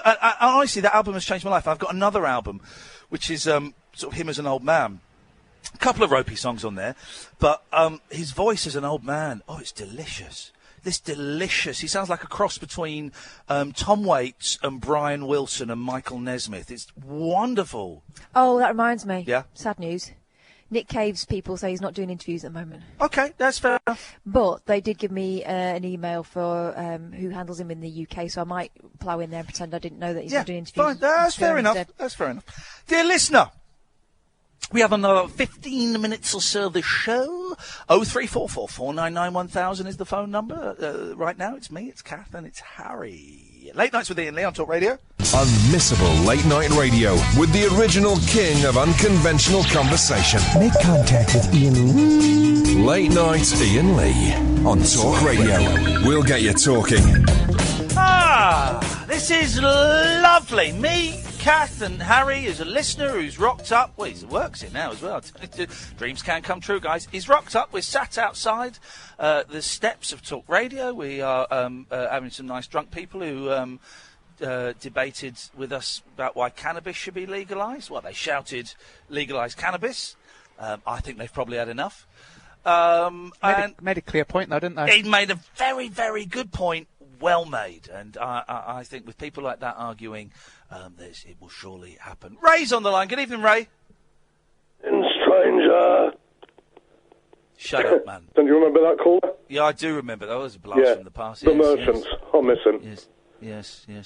There was one person I was hoping would call tonight. I pointed you out to her on Twitter. It's Cougar Pammy. Oh, right. Okay. Yeah. Well, listen, people come and people go and people phone in. You can't fake this thing, Ray. You can't fake I know, but, as soon as we got Andre back, it'll be nice to have her back. Well, if she chooses to call in, it'll be nice to talk to her. And if she doesn't choose to call in, it'll be nice not to talk to her, That's the way it goes. Anyway, it's certainly a nice way to mark the summer solstice by doing the show outside. It's been yes, we're in our druids' robes, and yes, and we've been chanting incantations. Yeah, so you didn't do it naked with a rasher of bacon, then? No. There was no nudity. I'm a never nude. I frown upon nudity. I think it's just not natural. No. Well, some would argue. Yes. Anything else, Ray, before I psychically tell Holly to cut you off? Cut me off. Yeah, do it. Go on. Paul. Hello, yes. I wasn't going to call back, but I have. Yes, you were. Yes, you were. Yes, you were. You called up twice in the first. No, I wasn't going to, but then I've been. You can't resist. No. Yeah. May I talk to Paul? Okay. Yeah, Harry, you talk to him. I'm going to go online and look on my phone. You talk to him. Hello, Paul. You're right. This is an honour to speak to you. Is that Harry? Yes. Is this Paul? It sounds like Ian to me. No, it's not Ian. I can guarantee you. It's Ian. You're the guy that answers the calls from Northern Ireland, and I mistook you for being Geordie. I've got no idea what you're talking about, but thank you very much, Paul. I'm glad that you respect me for being Geordie. Okay, you are Geordie. Okay. I respect you for being from Stoke Poges, Paul. Thank you. Okay. Okay. Do you know something famous that comes from Stoke Poges? Well, other than you? No, I don't know. Okay. Have you heard of a famous poem before? Have you heard of a famous poem, Harry? Have you heard of a famous poem? I've heard of one or two. Yeah. William Wordsworth, was he from Stoke? That was written in Stoke Poges in St Giles Church, which is Stoke Poges Church. What was the famous poem? The famous poem was written there, yes. Paul, what on earth he's a young lad. Stop grooming him. What are you banging on about? Remember when a famous poem? This is Radio 3? I feel bad. Has no one ever heard of Thomas Gray? No. You've never heard of Thomas Gray? Well, what if I have? I thought you would have done coming from nearby, Ian. What? I haven't heard of everybody who came from nearby where I am. From nearby. How can you not have heard from me? You're from nearby. I've not heard of everybody that comes from nearby me. All the poets. I know Betchman. Yeah.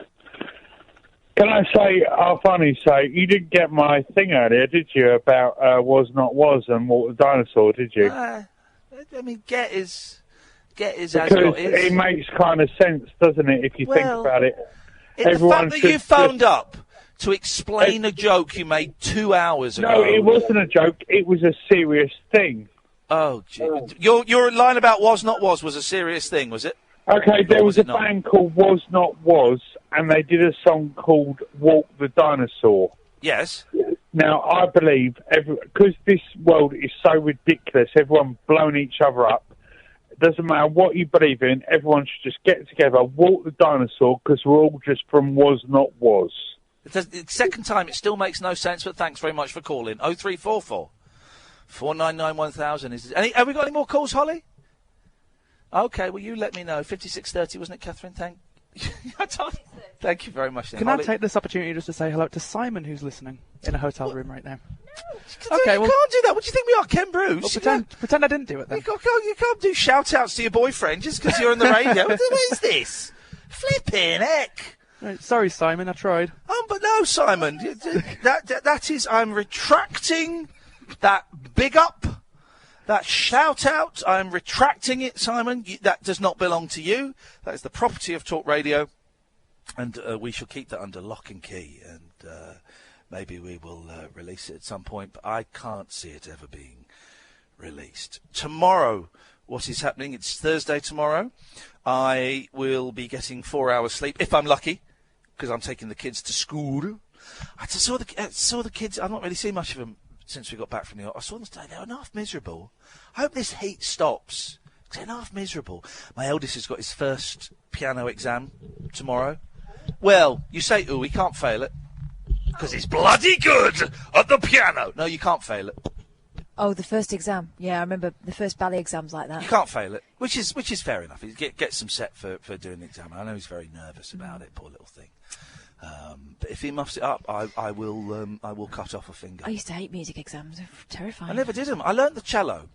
And my teacher, Mr. Batems, this wonderful old German man, I think he was German, very old man, always wore black, tiny little round horn-rimmed glasses. Beatnik? No. Strange man. And here's the thing, I'd love to find out more about him, because he was always very mysterious. I was quite scared of him, but he was lovely. But he had a very strong German accent, very strong. And I've Googled him, and I can't find out a single thing about that man, Mr. Batems. Can't find a single thing. And I learnt cello for years, and I never took an exam. And he kept saying, you should take an exam, you'd be like grade 6, 7, something like that. Wow, really? And I was all right at it, and I never did. I played the violin till I was 18, from the age of 7. You must have been tired. 18. Yeah. Well, not really. I didn't practice. Oh. I was rubbish. Yeah. I was rubbish. Yeah. But those exams were hard, man. What grade were you? Well, I stopped at grade 5 because I didn't like it. Hey, that's good. The thing about the violin, though, is it's tiny. Sounds rubbish for ages. It's tiny. Your finger position, at least at the cello, is big. And the finger positions, you haven't got to be quite so precise. Mm-hmm. Here's the thing. The cello is the sexiest of all. Tomorrow we're doing sexy instruments. The cello is the sexiest of all. You've got to straddle that bad boy. Oh, God, no. It's not what it looks like, but the sound from it. Jeez, man alive. My dream was to marry a hot lady cellist.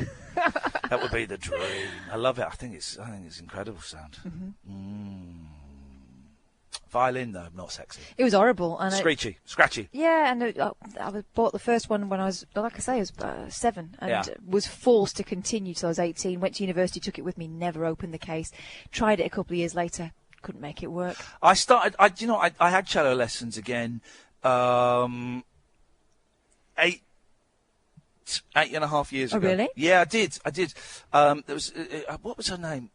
A very slight Scottish lady who was amazing, and I had lessons once a week, paid for lessons, and I practiced and everything, to see if I could kind of pick it up, and I couldn't pick it up again. Isn't it weird? I couldn't pick it up. I enjoyed it, and then we had kids. Then we had our first kid, and I tried to do it, I just couldn't, and so the Japanese lessons and the cello lessons got knocked on Isn't the it head. funny, though, how it was second nature? When we were kids, I used to be able to sight read music and all sorts, and now it's a real struggle.